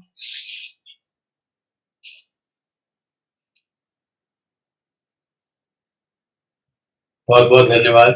वर्षा जी भी उपस्थित हैं। तो विभा जी मुख्य वक्ता आप हैं, यदि कुछ और ऐड करना चाहते हो शॉर्ट में, तो जो एक दो स्लाइड रह गई थी या उनको संक्षिप्त में करना चाहते हो तो बोल सकते हैं आप इस वक्त। No. Thank you, Taralji. This is a very involved topic बहुत and we've already exceeded the time. Yes yes yes yes. हाँ जी, एनीवन और कुछ कोई कहना चाहता है? वर्षा जी, मालिनी जी? नहीं, मैं सिर्फ इतना कहना चाहती हूँ कि विभा जी ने बहुत अच्छी तरह एक्सप्लेन किया और मैं इसमें कि वर्षा जी को गुजराती मेरे को पार्शियली अंडरस्टैंड होता है, पूरा नहीं, लेकिन जिस डेप्थ में उन्होंने एक्सप्लेन किया शायद मैं हिंदी में जस्टिस नहीं कर पाई। मैं अभी अगला मौका अगले मौके में देखी हूँ। Thank you. जी जी जी। इन शॉर्ट कोई कुछ भी कहना चाहता हूँ, समय थोड़ा सा ज्यादा हुआ है, पर फिर भी शिंदे जी, हर्षवर्धन जी, विमल जी, कोई भी कुछ ऐड करना चाहता है इन शॉर्ट आप कर सकते हैं, मंच खुला है। हाँ जी विमल जी, आप ही कह दीजिए पहले। बहुत ही टफ है कुछ भी बोलना, बिकॉज इतना कॉम्प्लिकेटेड और स्टडी डीप और भी डीप, मतलब 2-3 और चाहिए वीक्स सोचने के लिए, फिर से समझने के लिए और एग्जांपल्स। बेसिकली जिस तरह से थियोसॉफी लिखा गया है, बेसिकली ये इनका अंदरूनी रिसर्च, जो ये सेजेस हैं, ये लोग अंदर मन से ये सारी चीजें डिस्कवर करते हैं, द ट्रूथ ऑफ रियलिटी, और फिर उन्होंने कोरिलेट करके फिर ये सब लिखा है। तो कई बार हम इट इज वेरी नेचुरल कि हम कंपेयर करें। अब हाँ, अगर हम थियोसॉफिक टीचिंग्स को भगवत गीता से ही कंपेयर करें, तो एक फंडामेंटल चीज भगवत गीता की ये है कि कृष्ण अपने बारे में अपने को भगवान कहते हैं, बट हमारे लिटरेचर के हिसाब से Krishna consciousness, Christ consciousness, Buddha consciousness, मोरलेस सब एक ही कॉन्शियसनेस है, none of them is God. So वहां एक फंडामेंटल डिफरेंस हो जाता है। Even though our concept, what is written in the Bhagavad Gita, many of the concepts are parallel to theosophy, लेकिन एक fundamental difference है। That fundamental difference makes it impossible to use that as a ठीक है, ये text को हम पूरा 100% मान सकते हैं कि ये सच है, क्योंकि उसमें ऐसी छोटी चीजें। देन बुद्धिज्म में आप देखिए एक प्रॉब्लम आ जाती है कि वो आफ्टर डेथ स्टेट्स को कंप्लीटली डिफरेंट कर देते हैं कंपेयर टू थियोसॉफी। उसमें एनिमल बर्थ भी हो सकता है, ह्यूमन बर्थ ही नहीं है, तो दैट अगेन कॉन्ट्राडिक्ट्स थियोसॉफी। तो जब थियोसॉफी का कोर स्टडी हम करते हैं, तो these are like trying to study Einstein's discoveries. उतना ब्रेन भी होना चाहिए ना, उतनी एबिलिटी होनी चाहिए। इट इज नॉट इजी, इसको अच्छे समझना इजी नहीं है। लाइक एक स्मॉल एग्जांपल आपको देती हूँ। ये आप लय के बारे में उन्होंने कहा, ठीक है, एक स्टेट है बिटवीन टू स्टेट्स। क्या ये वही स्टेट है जो योग सूत्र में असंप्रज्ञात समाधि के बारे में बोलते हैं? Is it the same? No, it is not the same. Lay state can be in between physical and astral also. There are 7 centers of lay. Okay. Asampragyat samadhi is the highest state. जी नहीं, asampragyat comes between couple of states. Mhm. It comes between lower mental and higher mental state. If you study that, there are 3 asampragyata samadhi in that chart, Kaivalya chart. It is not the highest state. The highest state is nirbija samadhi, dharma megha samadhi. Asampragyata samadhi is not the highest state. It's complicated. That's all I'm trying to say. That is true. Thank जी जी हाँ जी short madam नमस्ते, एक question है छोटा सा हाँ जी, नमस्ते sir. Vibha जी को। विभा जी, आपने बताया परा निष्पन्न विथ परमार्थ, तो परा निष्पन्न का मतलब तो वो एब्सोल्यूट परफेक्शन, और परमार्थ का जैसे यूजुअली हम कहते हैं सेल्फलेस सर्विस, माने अल्ट्रुइस्टिक सर्विस, तो इन दोनों में क्या फर्क हुआ? मेरा ऐसा लगता है कि जैसे कि डेवोल्यूशन हो गया, माने के रेस्ट के समय पर वो जो परमार्थ जो है वो कॉन्शियसनेस अवेयर रहेगा इंडिविजुअल का, करेक्ट। ऐसा हो क्या? परमार्थ आपने कहा कि इट मीन्स सेल्फलेस सर्विस, ये हमारा इंटरप्रिटेशन अपनी daily life goal, it may be highest goal. हाँ, राइट। बट परमार्थ यानी परम अर्थ। परम अर्थ माने किसी चीज को आप समझ रहे हैं, जान रहे हैं, तो उसको समझने वाली कॉन्शियसनेस भी एक्टिव है। The perceiving consciousness is present, it is existing, and it understands this knowledge which is artha. So it is absolute knowledge, and that absolute knowledge is that the self is looking at self, the self is perceiving the self. Yes. So that is parmarth in the at the, you can say, the highest interpretation. But yes, in our daily lives we say parmarth means doing selfless service, that is parmarth karo, है ना? Life की अवस्था में वो aware रहेगा। हाँ, so there we have explained that conscious being and unconscious being. He may attain to paranirvana, but in that state, does he remain conscious?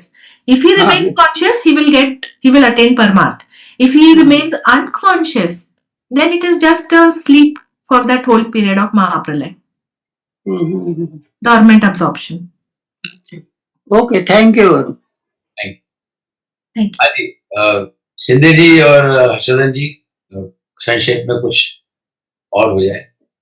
Thank you, Vibhaji. Very nicely explained, and the so many terms are there. It is the ring pass knot, which is created by the lipikas around this consciousness, and unless it is broken, we cannot reach to that. So ring pass knot.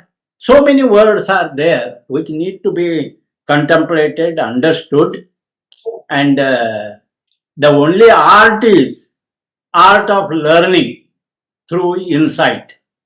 So one should have that art of learning through insight, and Vibhaji has explained very nicely with the PowerPoint. All that is put before us. But what we see, unless we pass, we are speaking about the transcendental consciousness. Aurobindo spoke about this in Savitri, etc. So to reach to that state, there are many terms which need to be understood because we are encouraging the study of all religions. Because ancient Buddhist scripture talk about 7 temples. Sufis talk about 7 valleys. Hindus talk about 7 chakras.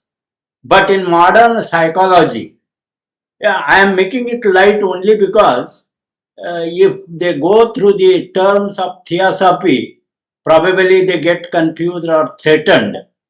But in modern psychological terms, these 7 planes are starting with physical, then psychosomatic, then psychological, then psycho-spiritual, 5th is spiritual, 6th is spiritual transcendental, and 7th is transcendental. So if we look into this and then we think and try to learn how it is explained, and Vibhaji has given the whole chart of the universe and what is our position, and finally one has to reach to that. He must cross that ring pass knot, and it is under the control of Lipikas. So we have been studying all this. Very interesting. You have put a lot of things before us to contemplate. Thank you, Vibhaji, and also Hindi translation and Varshaji. All those, they have tried their best to explain. It is not easy to explain, but Vibhaji can do it, and she has been doing. I Yes. must congratulate all these three. Thank you very much. Thank you. Every PPT and everything is so wonderful that we understand and it sinks into the mind. Yes, Harshvardhan ji. Yes, yes, yes. It's really a wonderful time for me today to listen to Vivaji in this way. Again, thus I'm recollecting the same experience that I heard you in Varanasi. And that was a study camp that was taken up there, and really it was so wonderful. And it extends our understanding with a view to going deeper into the subject. And really it is fascinating in the way. As a student of theosophy, if I want to explain it, it is really a culminating kind of understanding.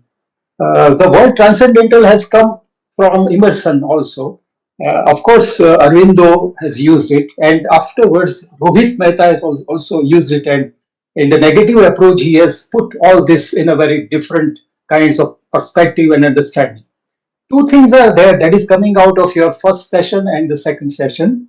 In the first part that you explained, that is really a physical level in the mundane world, what we have to do. Especially we have to understand about our duties and our understanding of our own mental capacity. And that, by the way, understanding this theosophic aspect, we can go deeper into the subject. And then in the second session, it comes about our own energy. It is the energy level, no? The Atma, Buddhi, Manas, that triad that comes in the way for our own understanding. Let us, for own sake, actually, for that is our evolution. And with that evolution, we can go and to that pass not ring. It is the focus specially done by Madame Blavatsky in the Secret Doctrine. And with the understanding of the septenary principles, and in this way, if we go deeper into that septenary principles, we can have the layer after layer the proper understanding. This is what I understand and I find. And in this way, when you are a student, you can have one thing very common in your notebook. Whatever the Atma, Buddhi and Manas in three different spheres, whatever they work, that is the individuality of the monad. And this is really very important so far as the whole humanity is concerned. All the religions are concerned. And in this way, we can go deeper into the study of secret doctrine. So thank you very much. And really, it is the thought-provoking time for me. And really, I I acclaim you and I give you all my congratulations for selecting such subject. It is wonderful, and for the translation work also, Varsha and Malini, you have done well, and with the slides also, that makes us very easy to understand in the way we can have the repeated kinds of understanding and words. Thank you very much. Thank you all of you and भाजी, आपके जो subject रहते हैं वाकई में बहुत अच्छे रहते हैं. और वर्षा जी, एक उल्लेख करूंगा कि गुजराती में जो आप स्लाइड्स बनाती हैं वो डेफिनेटली बहुत मदद करती हैं समझने के लिए.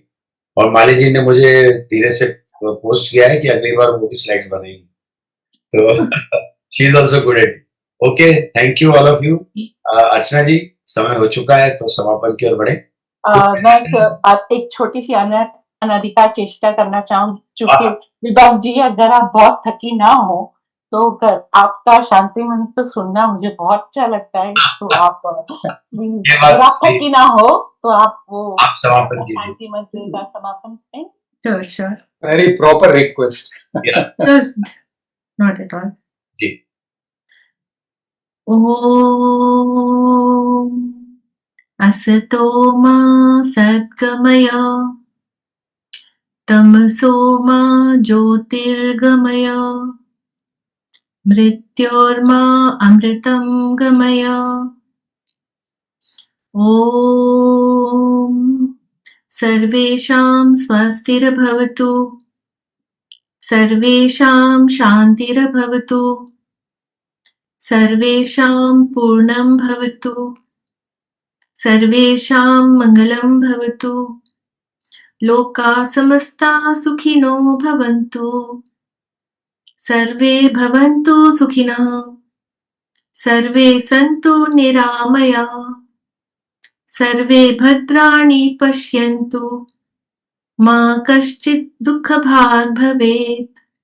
ॐ शान्ति शान्ति शान्ति। नमस्ते, thank you all. Thank you so much. और वाकई में बहुत ही शानदार ये था।